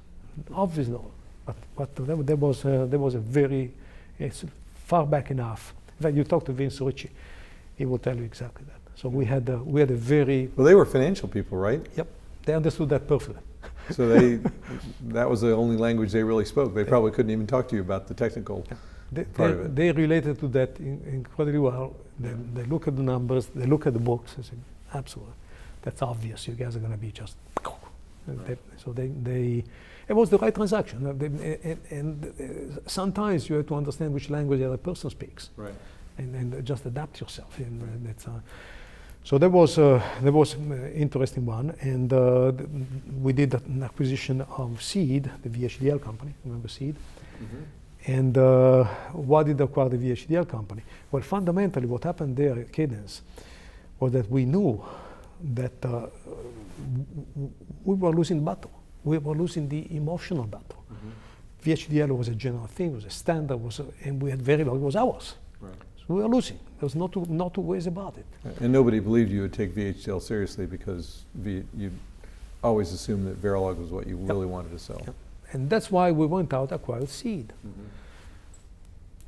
I was flying in from Europe. Joe Costello was flying in from Cadence. We met somewhere somewhere, where was the place? In the middle of the country. I'm not going to say Alabama, but there's some crazy place in the middle. And was terrible weather, it was winter. We got in this car, we were cheap, so we got a small car. And I remember we were driving, was ice everywhere.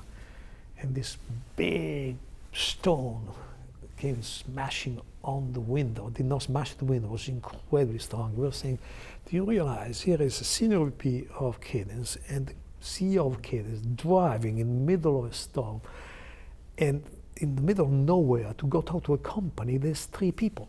3 people, the 2 of us are doing that, and people are going to question our mindset, whatever. What are you thinking? What are you thinking? A public company.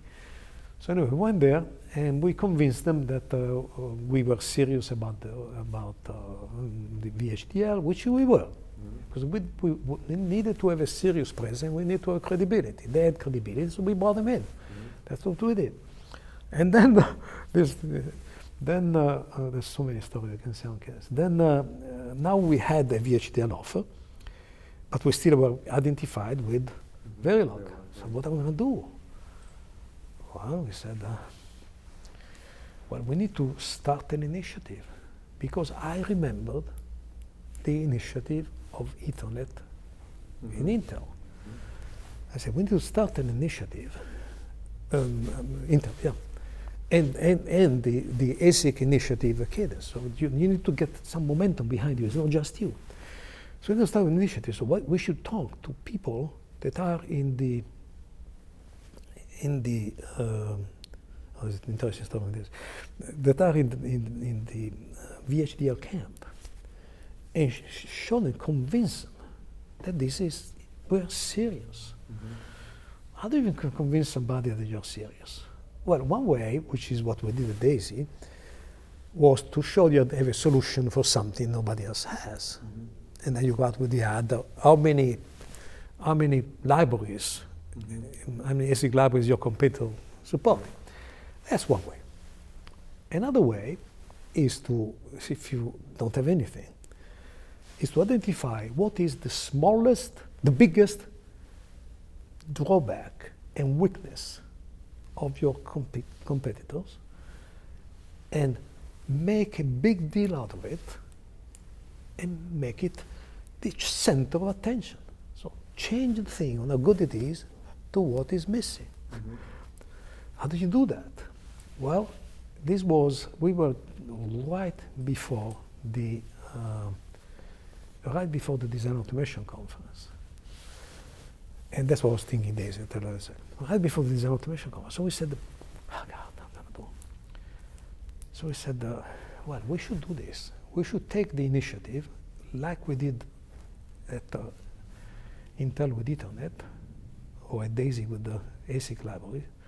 Let's take the initiative and drive a standard. So, because I said, wow, that's a great idea. That's what we should do. Well, you just should find out a couple of people that are willing to do it. We have only 4 days to the Design Automation Conference. So a couple of people want to do it. And we're going to work on some marketing campaign. So, okay. So, first of all, it comes out to what are we going to do? Well, I was talking to the guys at WWII, was one of 3 or 4 people, and now the VHDL guys. What is the weakness of VHDL? Well, I said, it's great. The real weakness is that we don't have libraries. Oh, I said, that's great. So the real thing, we need to get the industry to focus on the lack of libraries. How you do that? I said, I know how you do that. We start an industry program. We call it Vital. I said, Vital? Yeah, Vital, like vitality, Vital. We really want VHDL to succeed. And you call it Vital. Yeah, what does it stand for? VHDL Initiative Toward ASIC Libraries. Because they don't have them. So the second people say, what is Vital? Is the initiative to just fix the biggest problem, which is libraries. So everybody's going to come in and say, these guys don't have libraries. Let's focus on libraries. That's the most important thing to do. It's vital for VHDL to have an initiative to fix the libraries. That's what we need to do. Vital is the program. We came up with Vital. VHDL initiative to basic libraries. And then we had the consortium going toward that. Right. So we announced it as Vital. Everybody moved the attention from the fact that it's a general language that is open, that is industry-wide, to the fact they're missing libraries. No libraries, right. With no libraries, they don't do designs. So that's the entire thing. And I will never forget it, because at this point, the design automation happened, and I think it was in Texas. I don't know where it was, but I remember that I was walking at the design automation hotel, which one it is, and here's Harvey Jones. At the time, he was in CEO Synopsys. He's now at Synopsys, right? CEO Synopsys. He comes there and they say, "Ah, you do? Oh, good." And he says, "Oh, great! I saw you've been consulting for kids." Oh yeah. I was working on these things and Vital. I said, "I saw your hand," and I said, "What do you mean, what? I saw your hand." Well, you know, I came up with the name. I said, "I know." Yes, I can see that. You'd already seen your work in libraries at DAISY, right? Which I thought was a great point, because I always admired his marketing skills and just his intuition, always. So the fact that here this kid was telling, yeah, it was a good thing. I understand. I can see. He knew exactly what you were doing. I love it. I loved it. So, so the Vital was very good to reposition, if you want to reposition an industry movement. And I think we won. And then we won. Everybody was looking at that. Nobody had the energy to do the libraries. The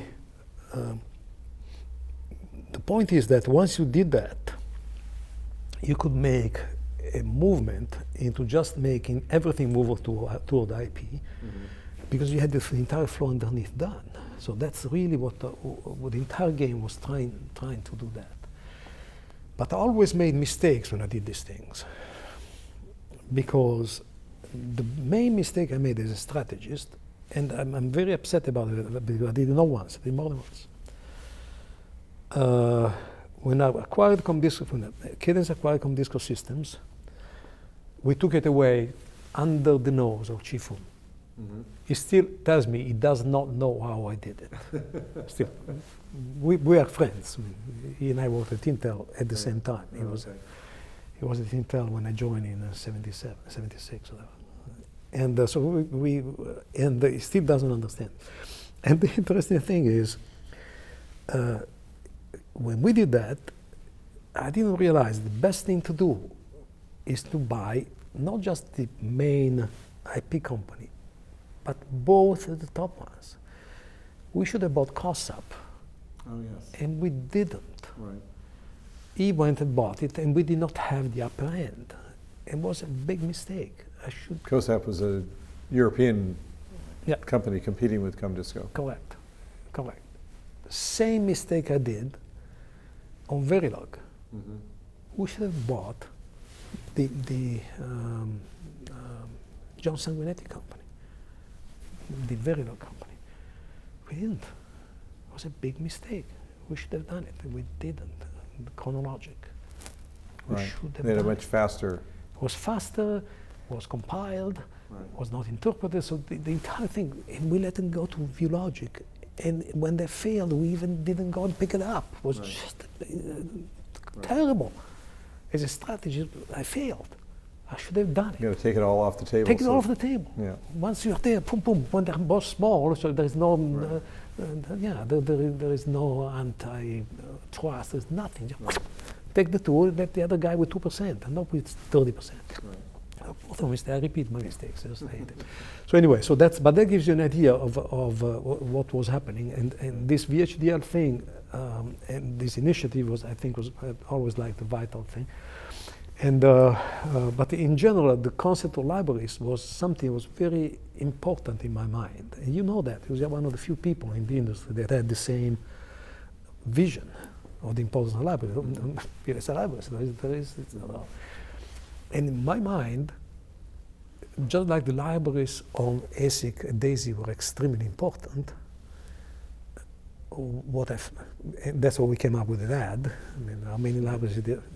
The concept of libraries are extremely important. That's why at Cadence, I tried to get them to buy artisan components. Because I felt you need to take control of libraries. That is going to be the entry for the ASICs. We tried to buy them, and they didn't want to be acquired. Since they didn't want to be acquired, I decided to try to invest from US venture partners. And now I had both hats. So what happened is that I talking to Templeton, I was saying, I really like to work with you guys. He says, we don't want to be acquired by Cadence, it's too big. Blah, blah. So I kept working with him, and he said, well, I have also a USVP hat, and just come here, see what you're doing, we're going to talk. And one time, they were doing very well. And I thought, Mark, I really think that I would like to invest in you guys. You said not to Cadence. How about investing with US venture partners? And he said, well, what is your value added? Well, we work together for a while and find out. So after a few months, I said, so what do you think? And he said, well, I like working with you. And I said, he said, well, but what would you do if you were an investor here and you were on the board? What would be the first strategic move? And I said, at this point, the biggest problem you have is that you have very good customers. You are completely booked. You have no one cycle. You're working your butt off. You're not making much money. So what should I do? Raise the price. What do you mean? Significantly raise the price. tell people that libraries are going to be far more expensive. They have to just stick with you. And he told me, you can talk to him, he's a great guy to talk to. He told me he couldn't sleep that night because he knew he was going to bet the company. Mm-hmm. But he came back and he decided to do it. I'm sorry, who the CEO was at the time? Mark Templeton. Mark Templeton, okay. He decided to do it. He came back, he decided to do it. And I thought, well, great. Sure enough, didn't lose one customer. None. He became far more profitable. And so now he was doing well. And then I said, well, now you see why I think I can contribute to you, your company. So he said, okay, so what's your offer? So I offer some money from US Venture Partners. And he said, okay. I said, well, so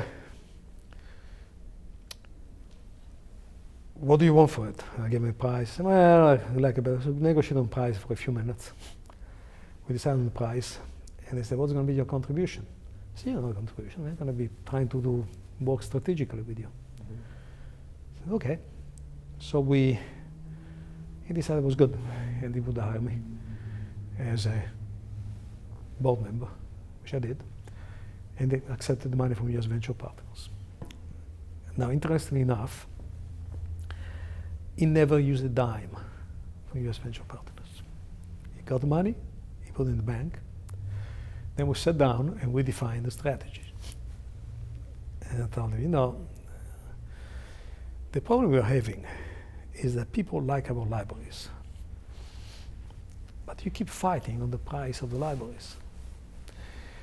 And when you deal with the VP of purchasing agent from a company, they have you and your competitors, various competitors that are there those days. And you have to understand, when you go to the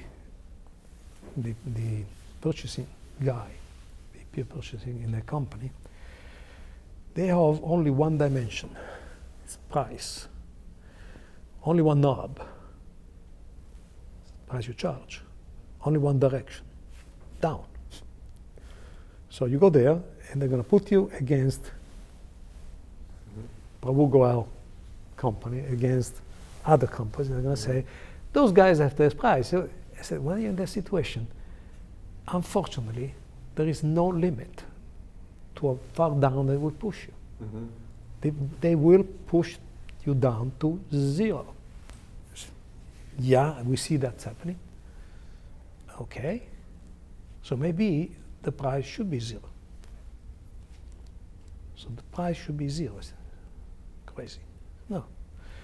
The price should be zero, and you should charge who is getting benefit out of this, which is the foundry. So, zero for the users, price for people to make money.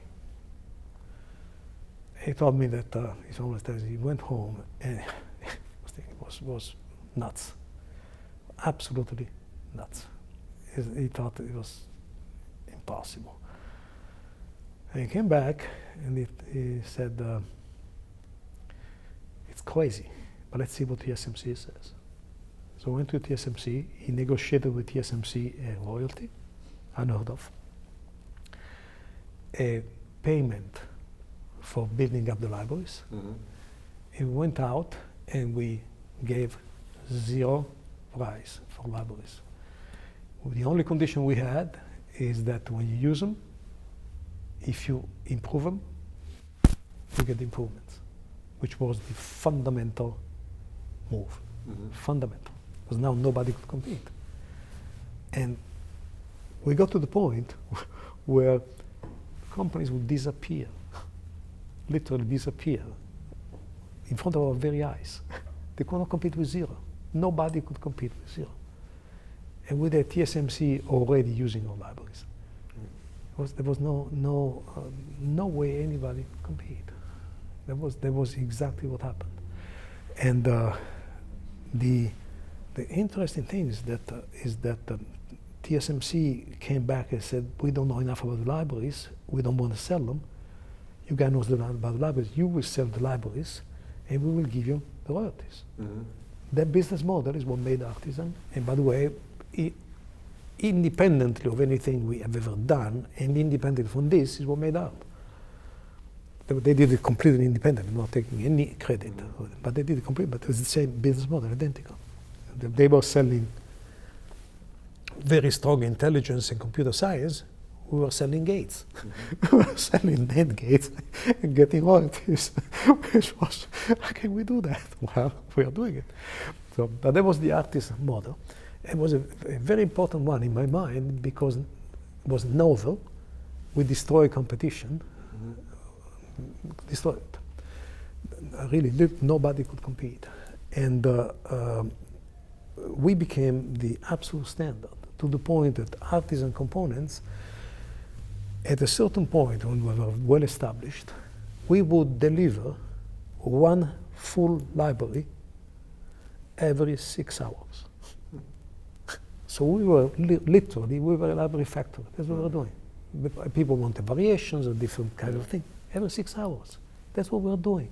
You're saying you have great technology. Yeah, enough technology to be viable, but fundamentally we eliminated a big concern of people, and we have, that people want it or not, given a portability. If you are on artisan libraries, you're portable. We take care of the porting up front, and when the node comes to you, it's ready if you're using artisan libraries. So that was the entire thing. So we shifted from being a tax on the CAE company, like we did with the DAISY systems, to being fundamentally something that has no attributed value as a future value. And that was completely different. So that's okay. We need to. Last one I'm going to give you on this, because I want to give you the picture of this. So, Artisan ended up investing from US venture partners. Another element that is interesting in this business was one thing that I ended up recognizing from Cadence and from some of the investments I had in US venture is there was a very big difficulty in transferring things to manufacturing. And I found that there was a company was starting in Pittsburgh called PDF Solutions, which was doing, if you want, the physical level of the interface. If you want, you could consider the silicon level of the library, silicon below Artisan. So I wanted to invest in that also, because I thought was another big level. And the interesting thing there was that I wanted to do that. And at this point, I was very strongly into Cadence. I thought it was a very good thing interacting in the Cadence product line behind the Cadence physical layer. And so I tried to get the Cadence to invest. The Cadence first, unbeknownst to me, tried to acquire them. And then the company was really interested in investment from Cadence, but not just from Cadence. So in PDF, I gave him investment from Cadence and from US venture partners. Same amount. Delivered the package. I delivered the package, one from the right pocket, one from the left pocket. I brought them in, and they came back up. And the interesting thing there is, since everybody knew about the fact that there was this royalty system, and people like royalties, but people were really mad at me, and for the royalty system. In this case, I didn't want to use the term royalty because it was tainted. So I used the term gain share. So I'm going to show you that you're going to save. Since you save, you pay me based on your savings. So but it's still a similar system of royalty. So I started doing investments of this kind. And at the end of 95, I think I was getting to the point where things were really getting a little too heavy to maintain two jobs at the same time. And I decided that I would move full-time to US venture. So first I helped Cadence start their venture arm, and I did put together the venture arm. The first investment of the venture arm was PDF, and then we decided that I would just move to US venture partners. I think it was 96 when I did that, if I remember correctly. And we see US venture partners. I did investments there for most of the time. And at that point, I left Cadence, and it was my last act as an active executive in an EDA company. So then I started making investments, and that was the rest of my life. So then you went to U.S. Venture Partners, and then when did you was the next step to form your own venture firm? Yeah, I stayed there from until 2000, end of the year 2000. And the year 2000, what I found out is that we had made a lot of good investments, and I was very excited on many of them. Artisan had gone public, and PDF was doing very well. I'd taken public a few more companies, but what happened is that they were going to raise $1 billion fund. Wasn't my strength to look at huge investments. I liked much more to do seed level. You cannot do $1 billion seed. I don't think so. And we just decided, since I really like to do earlier stages, I would just, we were part friends. And so I moved out, and I started doing, I started Lanza Tech Ventures. And I started doing investment on my own, and based mainly on the expertise and experience I acquired from U.S. venture partners. So how big a funds have you raised at Lanza Ventures, and what type of investments do you make? Lanza Ventures is mainly Lanza's family money. Okay. I have a different concept. If I do investment with more than one investor, I like to get some angels, and I do one-shot funds. So one shot, I bring in various investors, and that is the team is going to be investing in that specific area. I've done a few of those. I've been investing, I would say, mainly in stuff that looks at sophisticated technical software as a disruption engine for an industry. Whether that is the oil industry, or whether that is the display industry, or whether that is the pharmaceutical industry, doesn't matter. If I can see that some sophisticated software can make a significant disruption in an industry, I'm going to look at that very, very, very attentive. In a sense, it's what PDF was on the manufacturing side, or what Intrinsa was in the software side. So I just look back and say, well, that seemed to be where I have the best intuition.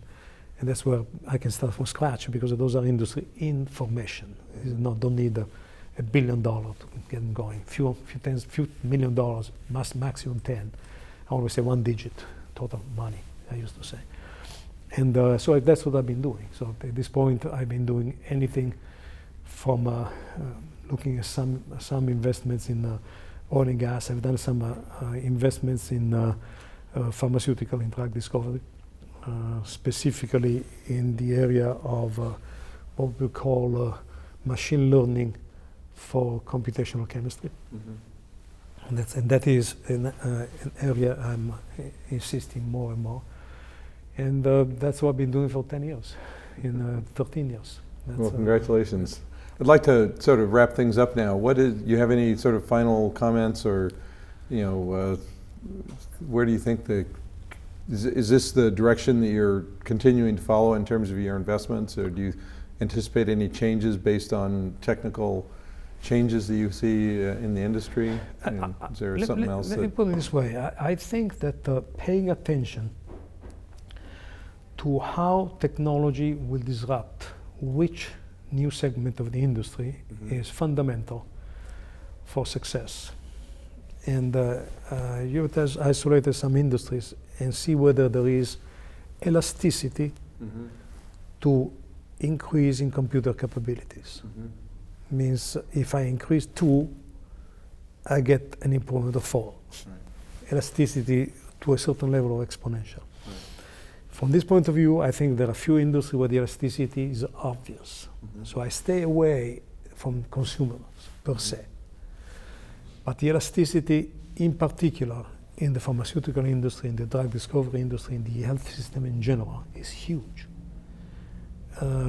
Whether it is in sensors, whether it is in surgery, devices, or drug discovery. Those are all areas in which you can see it's the intuition that more computer power will make a huge difference in the way we discover cures for diseases. It's obvious, absolutely obvious.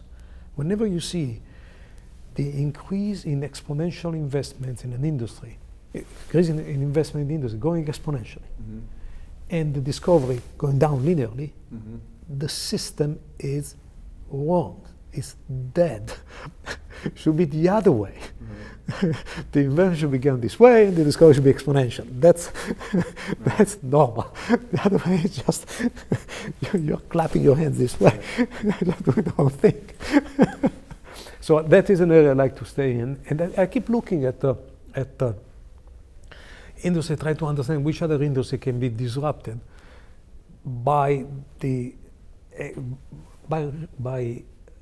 exploiting a natural treadmill. Being a small fund, I don't want to find which big treadmill I have to finance.